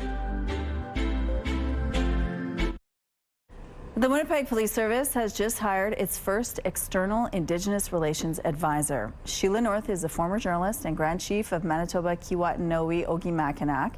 She now brings her expertise and experience to this brand new role. Joining us now is the WPS's new and first external Indigenous Relations advisor, Sheila North. Good morning, Sheila. Good morning, Rochelle. Well, thank you so much for joining us. Now, you and I used to work together, so we have a prior relationship. You've always been representing Indigenous values, the Indigenous community. It was always something that was really important to you, obviously. What is it that this role means to you, being the first one for the Winnipeg Police Service? It means a great deal because I get to continue to stay in my community, to represent our community. Coincidentally, you know, the first person that I remember telling me to stay in the community and not to try and rise above it, but to stay in it was Michaëlle Jean when she was Governor General. Wow. So she was here in the midst this week at the Assembly of First Nations meetings, and she's still here. And we've had several conversations since, and she told me that at the time, and I stayed true to that because I think it's very valuable. And so this is part of it, staying in the community and trying to help where I can, when I can. So when Police Chief Gene Bowers approached you about this role, what was his idea for the role, and how do you plan to take that and make it into your own? He definitely wanted to keep that level of external relationship, and I do too. That's where we agreed. And we want to be able to look at hard things together and establish good things, engaging the Indigenous community on what they would like to see done differently and done better to avoid steps and things that have broken the hearts of Indigenous people in the past, and even harmed people in the past. So we want to be able to look at ways that we can start to prevent that and truly build you know, a level of respect and understanding that is reciprocal and respectful and safe for everyone. What is it your first thing that you want to tackle? What is the first thing on your to-do list? One of the first things that we committed to do is to strike up an Indigenous Action Circle. So we want to populate it with people that are representative of the different parts of the community, including young people, elders, leaders, members of the LGBTQ, 2+ community, women, of course. So we want to be able to bring people together and bring them on and help us to guide us on ways forward and what we could do. And you know, and sometimes if situations arise, critical incidents, we hope that never happens again, but if it does, we want to be able to tap into the circle to look for guidance. The relationship between Winnipeg Police and the Indigenous community has always been fraught with problems, with uncomfortableness. How do you hope to address that? Straight on and talking about the hard things. I'm not afraid to talk about hard things. I know I've been critical in the past of Winnipeg Police specifically and the RCMP, but I think that's the only way we can grow. We have to look at hard truths, and I think there are things that are overt that we need to change and things that are internal. There's a lot of good things that have started at the Winnipeg Police in the last few years, and we want to build on that. And this is not a new thing. Like, we know that a good path forward has been set by the UNDRIP, the calls to justice in the MMIW inquiry, TRC, and the AJI. So there are steps to follow, and we've heard from elders, we've heard from knowledge keepers and leaders, so we know what to do, so we have to do it. Sheila, thank you for giving us some time today, and congratulations on the new job. Thank you, Rochelle.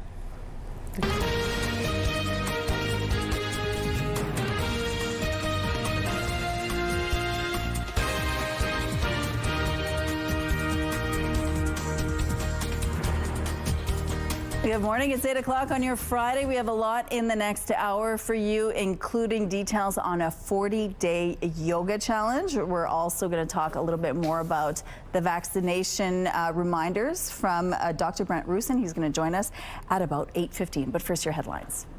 Mass stabbing rocks Manitoba First Nation. What we know so far about the victims and the suspect.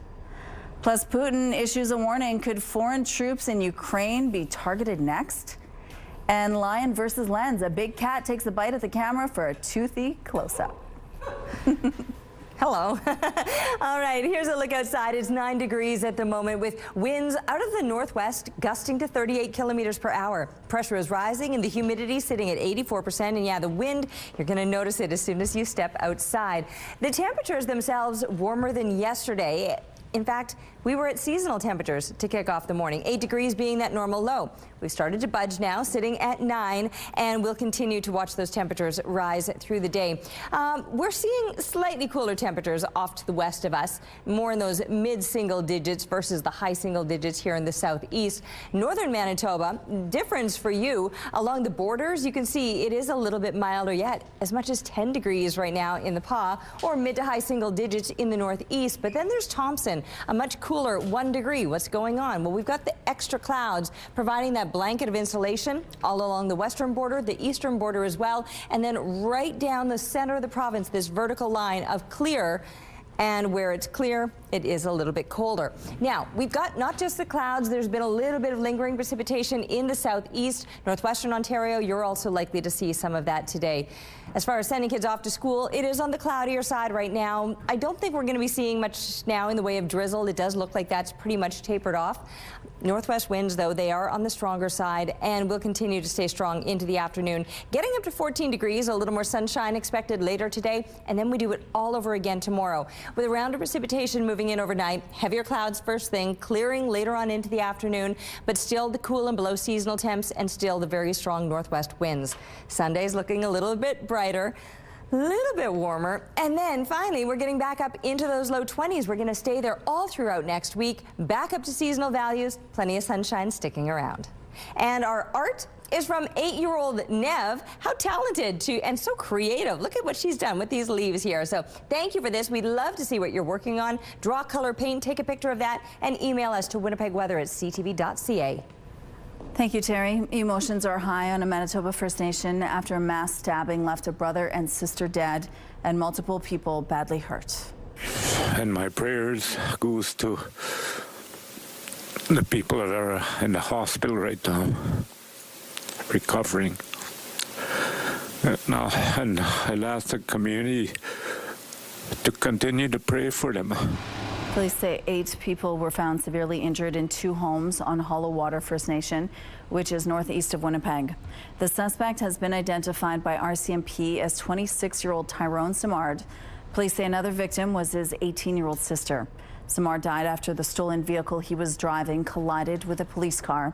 The incident comes 3 years to the day of a mass stabbing on James Smith Cree Nation in Saskatchewan, but RCMP say they believe the date is just a coincidence. Winnipeg police have charged a man for stealing more than $10,000 worth of meat from stores across the city.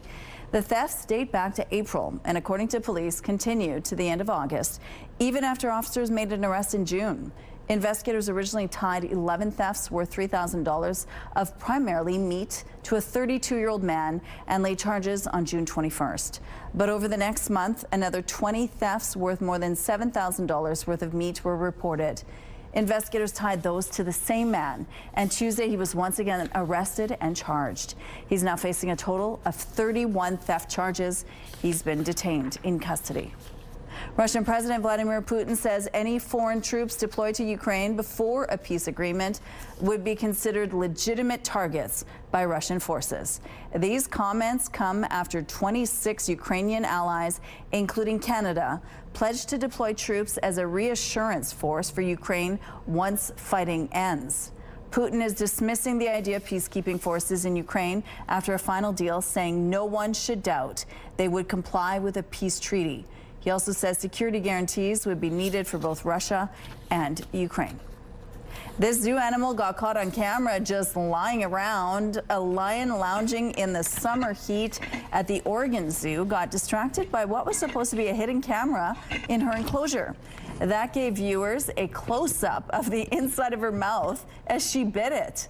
She also swatted at the camera and gave it a few chops for good measure. Well, if you feel like smashing something either out of frustration or jubilation after this weekend's Banjo Bowl, some local groups have you covered. Underdog's Restaurant on West Portage Avenue will be hosting a car smash fundraiser Saturday evening. For a small donation, you'll be able to take a sledgehammer to a car decked out in Rough Rider green and white. All the money is going to Kids Sport Manitoba to help children take part in sports. The smash off gets started at 6 p.m. That sounds like fun. Here's a look now at what's going on the St. James Bridge. It looks like things are moving well over here. No traffic delays or crashes to tell you about in the drive this morning. CTV Morning Live Traffic brought to you by Mr. Lube Plus Tires. No appointment needed. Ainsley McPhail, who is live at Assiniboine Park this morning. That place is going to be filled with teddy bears and kids and doctors and researchers. It's going to be a blast on Sunday. Totally, Rochelle. Rain or shine. So if it is windy like today, just dress for the weather. Maybe bring your teddy bear and then put a little rain jacket on. How cute would that be? Dr. Alicia joins us alongside Dave Jyoti. Thank you both for being here. We're at Science Tent. Tell us a little bit about it. Yeah, so the I Want to Be a Scientist tent is put on by the Children's Hospital Research Institute of Manitoba, which is called CRIM. And we'll have a variety of activities that are child-friendly and little experiments that they can engage in. The volunteers at our tent are the same researchers, technicians, and students that work at CRIM, and we'll be there on Sunday from 10 to 4. What are we looking at here? So these are a couple of the activities that my lab has put on. We work with bacteria, and we try to understand how good and bacteria affect our health. And these different activities kind of highlight this. The first here is called Match the Bug, and the children will have a chance to match example Petri dishes and try to guess where the samples were collected from. So like a door handle, elevator button, that sort of thing. And then, the second activity here is build your stomach microbiome, and what we do here is try to get the kids to understand how that there are certain bacteria that really help us, and they help us to digest our food or to build our immune system. So the activity is they get this little baggie that includes an information sheet on the different bacteria, and they will add in different more of these little pom-poms or these little pipe cleaner pieces, depending on if they have forgotten to brush their teeth or have, maybe eaten a lot of sugar. That represents maybe the bad bacteria that can be introduced. And at the end of the day, they get to take home a little craft sheet that will let them build their own microbiome at home. My goodness. I really hope people take part in this event, whether it's the pancake breakfast or the various tents and entertainment they have on site. Head to a link on our website for more details. Thank you, Ainsley. If you're a coffee drinker, you've probably noticed the cost of your morning cup continuing to climb. Prices have increased steadily over the last 2 years, and U.S. tariffs have added even more uncertainty. Roasters and importers in Calgary say they're feeling the grind. CTV's Jordan Canagan reports.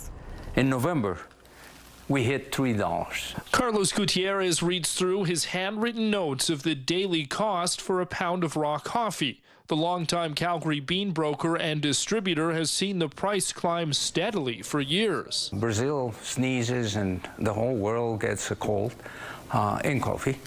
And Brazil started feeling terrible. Drought and frost in the world's largest producer of coffee have impacted prices globally. We're still in a shortage of coffee, recovering from the frost and the drought. We now have a scenario where the U.S. is tariffing both Vietnam, Brazil, and now India, who's also a very large producer. What this is causing in the market is general uncertainty. According to Statistics Canada, the average consumer price of coffee in Alberta has gone from $6.62 for 340 grams last June to $8.77 this year. It has to be passed along. When we get hit with price increases of 50 to 100% in a matter of 6 months, this isn't something we can absorb.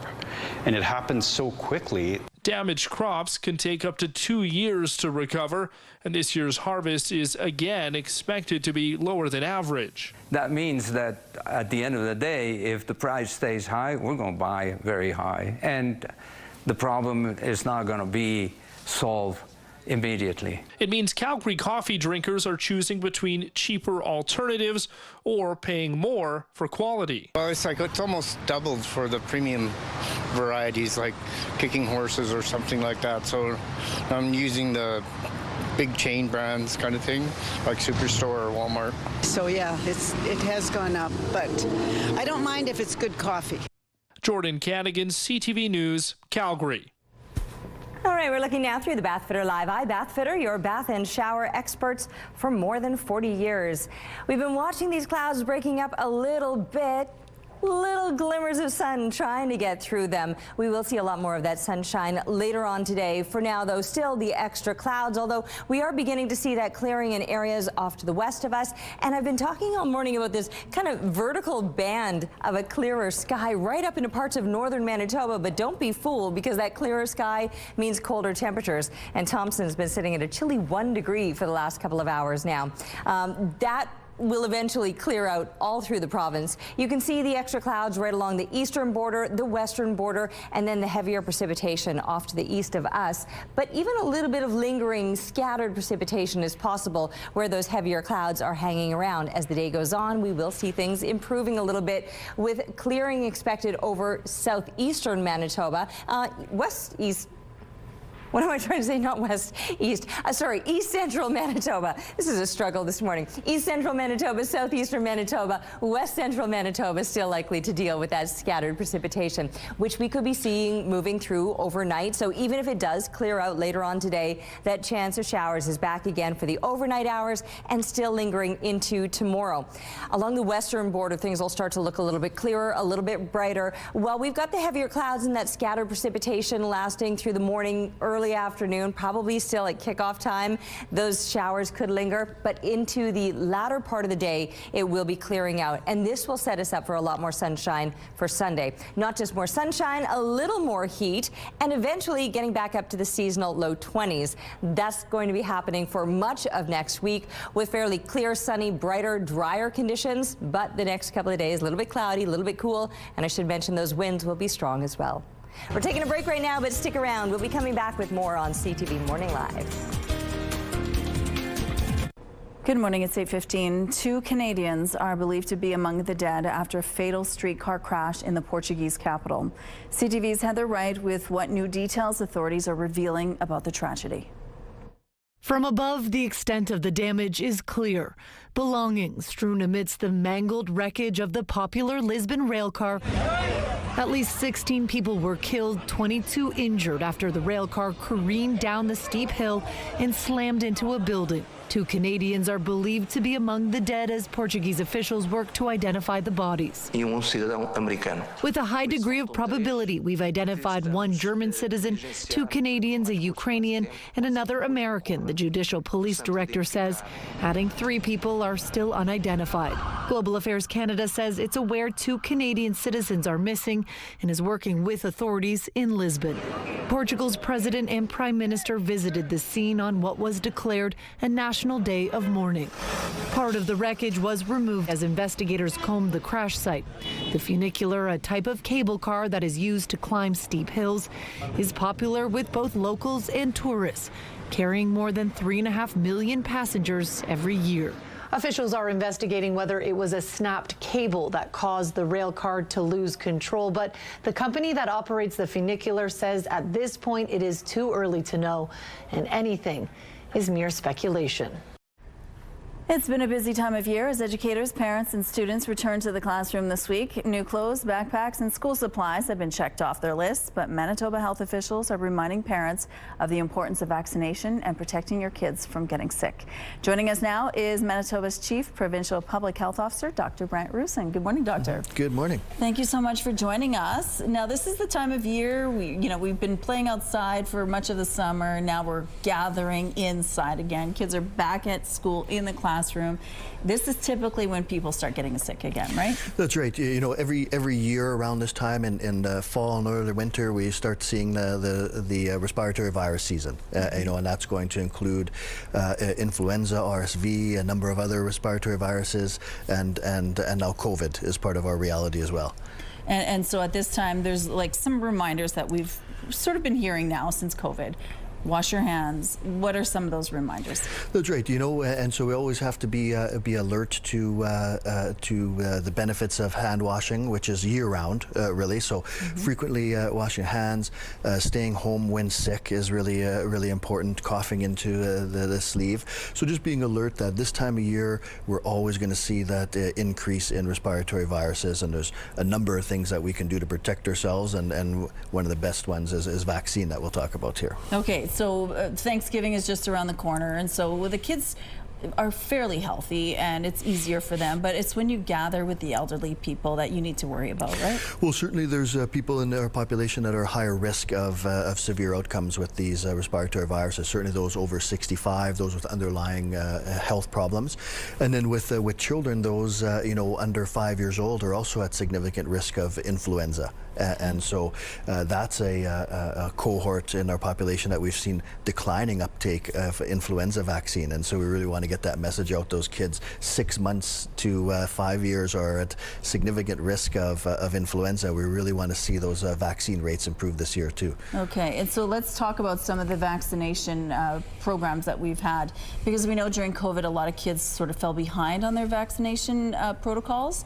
Have we caught up? There was a mandate or a program to try to get them caught up? That's right. So access to health care and to vaccines during much of the pandemic were limited, and so there was a lot of work and outreach to try to get those vaccine rates up. And so a lot of the regions did a fantastic job in public health and the healthcare providers, and so we've made a lot of headways on increasing those rates back up to pre-pandemic levels in most areas. But we certainly see some areas where we would like a lot of improvement. Okay, so one of those vaccines is measles, the measles vaccine. As of August the 9th, there were 4,638 measles cases across Canada, including the death of a child. And here in Manitoba, we had 182 cases reported as of August the 9th. Remind us what measles is and why it is so dangerous. Yeah, so measles is a respiratory virus spread through the air, coughing, sneezing, these type of things, and is one of the most contagious viruses that we have, and it can cause very severe outcomes with pneumonia, neurologic complications, even some delayed severe complications that we can see. So we don't see a whole bunch of that, up until recently because of the success of the vaccine. Right. This vaccine, 2 doses of the measles vaccine is nearing 100% effectiveness. So it's really unfortunate that we see these outbreaks now, because most of these cases could be prevented. And if your kids are exposed to someone and they're not vaccinated in school, they have to be away from school for 3 weeks. Well, and this is certainly one of the public health approaches to this. So if you're a contact to a case and not immune, so not vaccinated, the risk of you acquiring measles at some point within that next 3 weeks, the incubation period is very high. And so we want to ensure that you're not going to be exposing other people should you fall ill. So in many cases, if you're unvaccinated and exposed, even receiving 1 dose can sometimes allow the child back, but it will depend on the circumstances. We're almost out of time. time already. The fall vaccination program, we're still working out details. We should know more in the next month or so. Right, we're going to be getting a vaccine usually end of September. We start with the high-risk areas, personal care homes, and then mid-October or so keep a lookout for our messaging. Okay, thank you, Doctor. Great, thank you. All right, I'm noticing the breeze picking up a little bit. You know what? I can't believe the whole morning went on before I brought this out for show and tell. That's our rain gauge, almost 5 millimeters. That's from yesterday. So we'll dump that out. I don't think we're going to be seeing much more of that through the rest of today, as these clouds are already beginning to clear out a little bit. But what we will probably see is a little more of that precipitation. Solid. Seeing more of that precipitation moving through overnight, and again throughout tomorrow, that possibility is there. It's 9 degrees right now. Northwest winds, they're gusting to 42 kilometers per hour. Pressure rising, the humidity sitting at 84%, and we are still seeing some heavier clouds hanging over us. That chance of showers is still there, some drizzle through the morning hours, but then expecting it to clear out later on today. Sunshine on the way, still the cooler temperatures though, still the stronger winds, and then tomorrow we'll do it all over again. Another chance of precipitation overnight and continuing through tomorrow morning, midday, clearing into the latter part of the day. But today and tomorrow, 14 degrees is where we'll be topping out. But then for Sunday, it looks a whole lot clearer, a lot of brighter. Sunshine will warm us up a little bit more. High teens expected for Sunday. And by Monday and all throughout next week, we're back up into the low 20s, typical for this time of year, and plenty of sunshine that'll continue through most of next week. Our beautiful weather photo is taken by Lisa. Harvest time never looked so good. Thank you for this, and keep them coming, please, to Winnipeg Weather at ctv.ca. CTV Morning Live Weather brought to you by Canadian Footwear, helping you find the perfect fit. September is apple season in the Maritimes. It's the time of year when growers should be preparing to pick their crops. But CTV's Jonathan McInnes says a lack of rain has taken a bite out of this year's harvest. A season that began with promise is starting to wither away. We need water badly. Favorable weather at the beginning of the growing season had fruit sizing up nicely. Weeks of drought, however, has followed, and the apples flatlined. We haven't had rain for what, through 3 months? The last 6 weeks or so, I would say that the apples have stopped growing. The color of the fruit isn't progressing either. Sunny days, cool nights, and rain are needed for them to turn red before Peter Elderkin can send them to market. It doesn't matter how deep you go, it's there's not any water here. That's causing the fruit on the branches to shrivel up as the tree tries to reclaim moisture. For some in Sam Lutz's orchard, it's too late. We'll be looking at probably a couple hundred trees per acre, maybe 15 to 20% of our trees in this block. That means years of care put into the tree is lost. Even if the tree does survive, we don't expect it to crop much next year, but more likely these trees could just shut down and have to be replaced next year. And it's obviously the loss of this crop, but now the 4 or 5 years that we've invested in the growth of this tree up until this point is kind of wasted. There is still some hope that the late season varieties of apples can be salvaged. That will depend on getting some regular rain over the next couple weeks, something that has been missing for most of the growing season. Jonathan McInnes, CTV News. CTV Morning Live is brought to you by Robin's Donuts, your favorite stop. Some exciting news happening for northern Manitoba, folks. I'm joined today by Ben Graham, who is President and CEO of Manitoba Blue Cross. So thanks for joining us today. And you have some exciting news to share. Tell us what's going on. Yeah, so we've decided to open up a service center in Thompson. It's a real important step for us because we are Manitoba Blue Cross, we're not Winnipeg Blue Cross. Right. And Thompson we see as a real gateway to the north. Okay. They support the local communities around there. We have a number of customers that live and breathe and work in Thompson, so we really needed a physical presence. So it's a full service office. People can come in, they can submit a claim, they can ask questions about some of their coverages that they have with Manitoba Blue Cross, but they can also buy travel coverage. People are asking a lot more questions now with less travel to the United States, so we're happy to answer those questions and provide them with that coverage. The one real big benefit is we have I believe, the best employee assistance program or counselling services in the country. And we're the only Blue Cross that has an in-house service.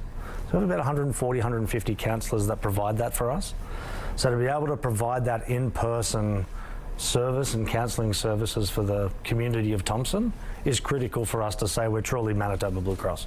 Very nice. Yes. So all of those services that people, you know, have maybe come to expect from Blue Cross are just basically now available in areas to the north. What made you choose Thompson? Again, it was a little bit around, we have a large membership up in Thompson. And when we talk about counselling services and mental health and mental wellness, I could only imagine what it's been like for that community during the fire season. Right, yes. So that wasn't the original reason why we did it, but the timing could not be better to be able to provide those services to that community. And we've created a really strong relationship with the Chamber up there, with the City Council. So it was just a next logical step in us serving Manitobans. Excellent. Let's talk a little bit about, you know, your bigger picture. I mean, as you mentioned, it's not Winnipeg, it's Manitoba. So what does that, you know, bigger provincial picture look like now? I can't let out too many secrets, but listen, we have shown our commitment to Thompson, and it's a real commitment to regional Manitoba. We serve over half of Manitobans through Manitoba Blue Cross. We do have some service centres in the pipeline. You know, the obvious ones are there around Brandon and probably the south. There and Thompson are just booming areas. So we need to be there to meet their needs. We often hear about people wanting to do things online, but we also hear from our members that they like to be able to pop in and say hi and get some in-person service, a more personalised service. So we're committed to do that across the province and hopefully roll those out in the next year or so. Very exciting. Very exciting. I mean, not just for Thompson, but even to hear as Winnipeggers that you're, you know, spreading out around the province, helping to reach more people. So thank you for coming in and sharing this information and sharing it with the folks at home. Thank you. All right, we are heading on into the weekend, but still with the cool temperatures taking us there. 9 degrees this morning. It's certainly warmer than yesterday, but the heavier clouds are still hanging around, and today we're dealing with much stronger winds. They're out of the northwest, gusting to 42 kilometers per hour. The pressure is rising and the humidity sitting at 84%. So yesterday we were, I think, 3 degrees, our coolest temperature, and then 9 degrees was our warmest temperature yesterday. We're there already. So you know today will be better than yesterday. Nowhere near as much rain. I was just emptying out my rain gauge up on the rooftop. We got about 5 millimeters from what fell yesterday. It was still falling lightly this morning when I came into work. But now you can see on the satellite image, everything is kind of tapering off. The clouds, they're still there. They are starting to clear out in areas off to the west of us. But northwestern Ontario, you can expect that precipitation to linger through the day. For us, the drizzle will end. Well, it likely has already now. The sky will begin to clear, a little more sunshine later today, and warmer temperatures, just not quite seasonal. 14 is where we'll top out today. And I mentioned that wind, so much stronger than yesterday. It'll be out of the northwest, at times gusting to 50 kilometers per hour, still with that strong wind overnight. And while it clears out later today, there's a chance of those showers coming back in again overnight, and cooler temperatures in the night ahead. For tomorrow, pretty much a carbon copy of today. So we'll start out with the heavier clouds, that chance of precipitation, eventually clearing out into the latter part of the day, but below seasonal temperatures and stronger winds expected out of the northwest, gusting to about 40 clicks. Brighter yet on Sunday, warmer yet, up into the high teens, not quite seasonal, 20 degrees normal for this time of year, but we're getting up into those low 20s with plenty of sunshine, drier conditions. Next week will feel like you would expect September to. Thanks, Terry. There doesn't seem to be any honor among thieves in Winnipeg. Just like small businesses and homeowners, nonprofits are getting hit by crime. Police say these thefts are organized, not acts of survival. It's not some guy with a shopping cart grabbing copper. They're executing a team to do this type of work. Thieves climbed on the roof of this nonprofit adult learning center and stole aluminum and copper coils from 8 heating and cooling units. They also damaged one at the daycare next door. Student support worker Gary Swain says the Urban Circle Training Center faces more than $150,000 in replacement costs. They're not the only nonprofit dealing with crime on this stretch of Selkirk Avenue next door. A thrift store is also struggling to stay afloat because of chronic theft. Police say most crimes like this are for profit. I feel at times there's this misnomer out here that people are starving and they need this for survival. That is not the case. Homeowners have had downspouts stolen, vehicles taken by tow trucks in the night, and this week a security guard was shot at during a robbery at the Unicity and Walmart. And with crime targeting homes, businesses, and nonprofits, police say the message is clear. Organized thieves are cashing in, and communities are paying the price. First Nations chiefs have voted down a resolution which would have called on Ottawa to include First Nations infrastructure projects in the national push to fast-track major projects. The resolution would have allowed the AFN to intervene in lawsuits against the federal government's major projects legislation. However, it failed to reach the required 60% support. Some Alberta chiefs say the resolution would have amounted to an endorsement of the legislation and could have put their rights at risk. Breaking news now from Buckingham Palace. The Duchess of Kent has died.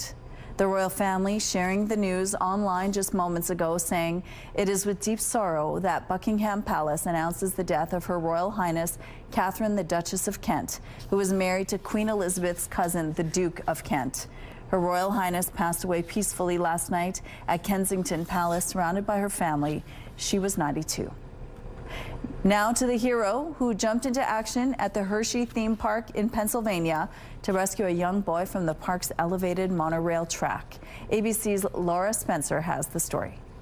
This morning, the Hershey Park hero speaking out about his viral, adrenaline-fueled rescue of a lost little boy on the park monorail. Go that way! Everybody was like, oh my God, there's a kid up there. There's a kid up there. Park officials say the little boy entered a section of the monorail, which was not in operation, through a secure area that was chained and barricaded. Horrified bystanders watched him walk the monorail from below on Saturday evening. Stop! Keep going! No! Keep going! John, a father of 3 on vacation at the park, was watching his family's belongings when it all went down. This kid is walking on the monorail, and obviously panic kind of sits in a little bit. When you have that kind of dad instinct, it doesn't matter if it's your kid or not, it's a child, that you want to make sure they're safe as possible. Springing into action, John, who is a veterinarian, ran to the roof of a concession stand, hoping it could get him close to the monorail and the little boy. There was a fence that I jumped on, and then I was able to jump on the roof from there, and then it was a straight shot up. John never looking back despite his fear of heights. It didn't bother me up there because it was just concentrating on one thing, and I didn't hesitate on any of it. The frightened little boy was in John's arms in just a few seconds as the crowd cheered from below. So when I finally got him in my arms, honestly, there was no words. I was just mumbling, I'm so happy, I got you, you're okay, you're okay. And then it was okay, now how do I get down from here? And luckily, another gentleman was waiting there for me, and he helped me out. The boy was whisked away by staff, and as John descended from the roof, his wife spots him on top of the building. I heard this, John! And I'm just and that's when it kind of I was able to think again and hear everything, and I looked down, I'm like, oh my goodness, okay, yeah. I'm I just waved to her, I'm just nonchalantly. It's been a whirlwind of attention for John since Saturday night, with one special phone call from the parents of the little boy he saved. They contacted me, and then we had a nice conversation. Obviously, super, super happy to hear that he's back with his parents. And then I got a nice thank you as well from the son, so that was nice. Wow, that's pretty scary. All right, here's a look now at what's happening in traffic along the St. James Bridge. It looks like things are moving well over here. No issues to tell you about at this point. Let's look now at your gas prices. The Canadian average is $1.42. The provincial average is $1.39. In Winnipeg, the average is also $1.39. The lowest price in the city is $1.27. All this info is on gasbuddy.com. Price at the pump brought to you by kidneycard.ca. Get a free tow and a tax receipt for value of your car. Let's go back now to Ainsley McPhail, who is live at Assiniboine Park this morning. The Teddy Bears picnic is back for the year on Sunday. Good morning. Good morning, Rochelle. Laura's joining now, and she's the board chair. Dr. Goodbear is also joining us alongside the champion child, too. So it's a fun morning previewing Sunday's event. Tell us about everything going on here this morning. Well, right now we're getting set up, but Sunday morning will look totally different. This park will be filled with kids and families, doctors, nurses, health practitioners, and it will be lively and buzzing. Over 20 tents. Break down, I won't ask you about every single individual individual one, but break down what people can expect. So I think the number one favorite tent is when the kids can bring their teddy bears into a hospital-like setting and they get triage, they get to see doctors, their teddy bears get x-rays and all of the medical attention they need for whatever it is that they've come into the tent for. That is our number one favorite one. We also will have the pancake tent that starts at 9 on Sunday. There's so many foods. There's any number of events that you could try and see on Sunday. Our champion child's joining us now. Tell us about them. Yeah, so Jack is our champion child this year, and he is amazing. He's so vibrant. He loves flags. He loves to fish. We are so happy to have him for the whole year, and he is just another example of how we get our kids involved and helping to spread the word about the foundation. I know I didn't give them a cue. Sorry, guys, but thank you so much. And it's a perfect day to have a flag because it's windy. You can see exactly how windy it is. You also have a 50-50, though. Like, you want people to fundraise. Tell us about where the funds are allocated. Yeah, so this is a community-based event, so it is free to attend. We do have the 50-50, which is sponsored by Food Fair, and we're so grateful for all of our sponsors that help us to put on this event, so it does remain free. But we are always fundraising, and so if you are not able to attend the picnic, you can buy those tickets for 50-50 online, and those funds go directly to the needs for the hospital.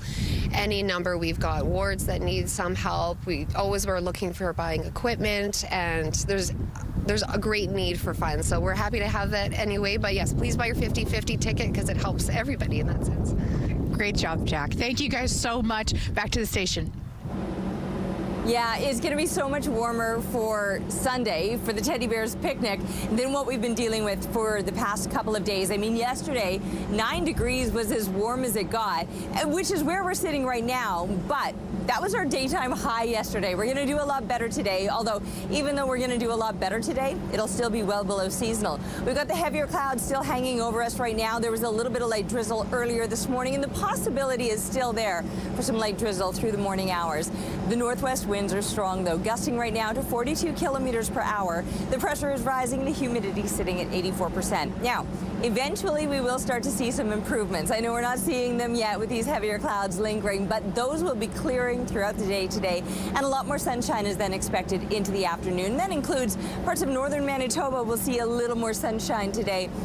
But then overnight, that chance of showers picks up once again. And through tomorrow, pretty much exactly the same as today. And I'm talking mid-teens as our high temperatures with some heavier clouds, scattered precipitation, and then clearing later on into the day. But I'm not sure it's going to clear out by game time. So if you are headed down to Banjo Bowl, make sure that you're dressed warm for it. Dress for the wind. You'll need that extra layer on and maybe a waterproof layer. Now, Sunday, I mentioned for the Teddy Bears picnic, so much better. It's going to be brighter. It's going to be warmer.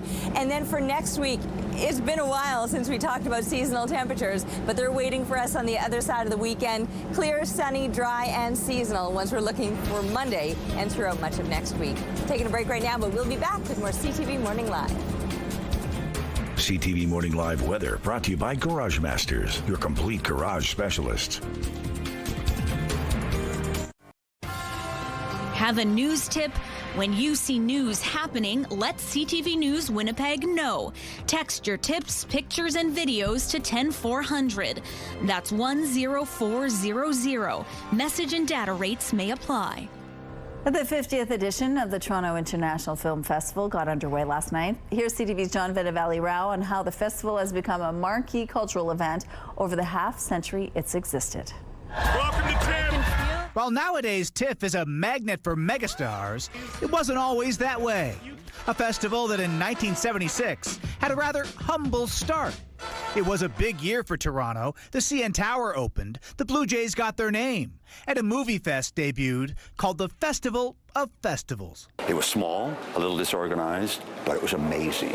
Initially ignored by Hollywood, early on, among the few American celebrities to show up was Henry Winkler, a.k.a. the Fonz. Then in 1983, a turning point when The Big Chill had its world premiere in Toronto. That was a big moment because the cast all came up, and the cast was full of actors who went on to become huge superstars.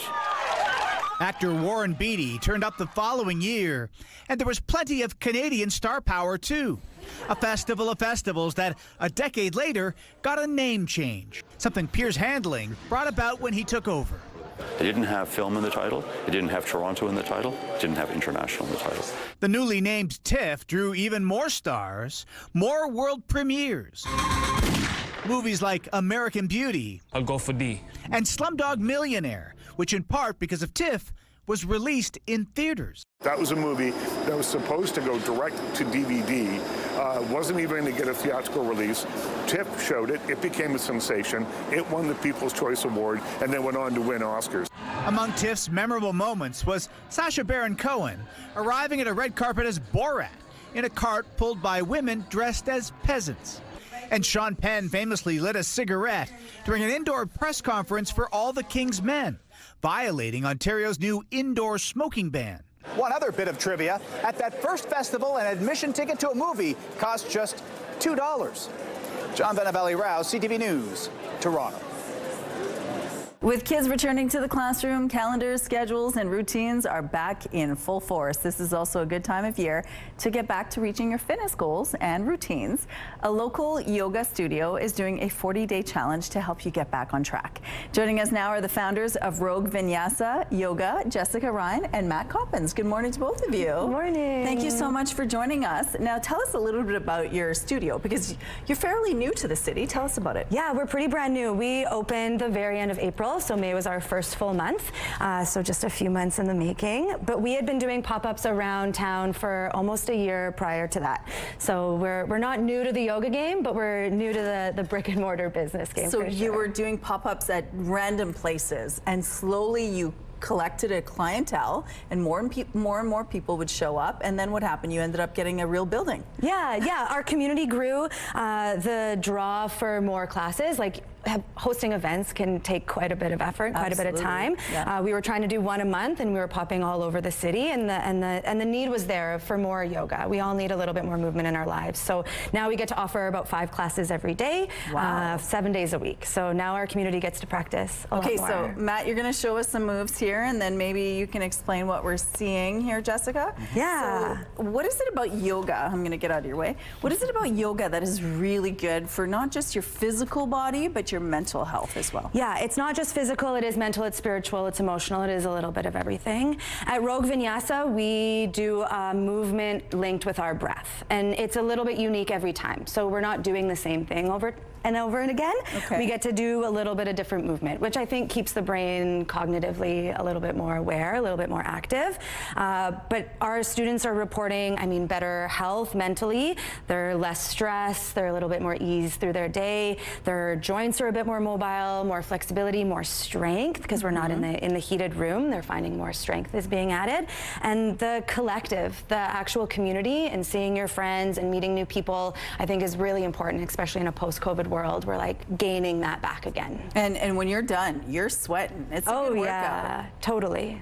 And that's always something good when it comes to getting back into a routine, which is what many people want to do at this time of year. So how does yoga fit into that routine, and what are you doing to get people back on track? Yeah, yoga is not just the physical movements, although that might would come to mind. Like as Matt's doing the sun salutations and the warrior series. That is just one piece of yoga. The conscious awareness of breath, the meditation, the pursuit of contentment, all of that is wrapped into what yoga is. So as we're hosting this 40-day challenge, it's hopeful to get that ingrained in the daily habit. We were talking, you can feel the routine in the air. Everyone's getting back to school, getting back to that routine. So it's a perfect time to be like, hey, let's make sure we're implementing some of that movement, some of that breath, some of that conscious present moment awareness. Okay, so 40-day challenge, how does it work? So you can sign up with us. The intention is to go every day for 40 days. Now, everyone's going to set different goals. Maybe it's a class with us every day for 40 days, or maybe it's 20 classes in 40 days. Again, it's very personal. We have a lot of fun events planned though, so we've got some potlucks, some workshops, some just celebrations together. Oh, it sounds lovely. Yeah. Well, again, if you do want more information, we do have a link on our website on how you can sign up. Thank you to both of you. You're so welcome. All right, we're still dealing with the heavier clouds hanging over Winnipeg, but we will start to see some of those clouds clearing out as we continue on through the day. The winds are going to stick with us, though. They're right now out of the northwest, gusting to 42 kilometers per hour. The pressure is rising and the humidity is sitting at 84%. Those heavier clouds earlier this morning were bringing still a little bit of light drizzle, which has now tapered off for us and moved off further to the east. But that possibility is still there, or at least the heavier clouds lingering. And many places around the province will deal with those heavier clouds, especially along the two borders, the eastern border and the western border. Maybe even a little bit of precipitation if you're closer to those borders like Island Lake. That western border, again, heavier clouds, maybe a little bit of light precipitation is possible. And then there's this swath right down the center of the province. Norway House will benefit from that, seeing a little more sunshine. Southwestern Manitoba with the heavier clouds. We've got the heavier clouds for now, but it'll clear out later today, and much of the southeast will see brighter conditions into the afternoon. Not a lot of warmth, though. Temperatures topping out around 14 degrees, still well below seasonal. Northwestern Ontario is going to be a soggy one for you, and a little bit cool, just barely up into those double digits. Tomorrow, more of the same. Heavier clouds, possible precipitation, stronger winds expected in these below seasonal temperatures, getting up to 19 degrees, a little more sunshine Sunday, and then sunshine sticks around, bringing a little more warmth our way. And for next week, temperatures finally returning to seasonal. Taking a break right now, but we'll be back with more CTV Morning Live. Rooftop arrangements provided by Lacoste Garden Center. Salon services provided by S&T Spa Salon. Well, we're going to send you off to the weekend with some fun video. Kids, of course, they certainly do grow up fast, but just how fast is the subject of this first video. Slow down, little heart, don't grow up too fast. This boy's aunt took a photo with him every year on the first day of school, recreating the first pose they did. Aww. He gets bigger and bigger, and she gets stronger. And look at this, time flies. Grade 12. Ooh, those emotions came. Yeah. Whoa, Terry. Well, screaming your heart out in the middle of nature is one way to de-stress. This person just wanted to let it all out.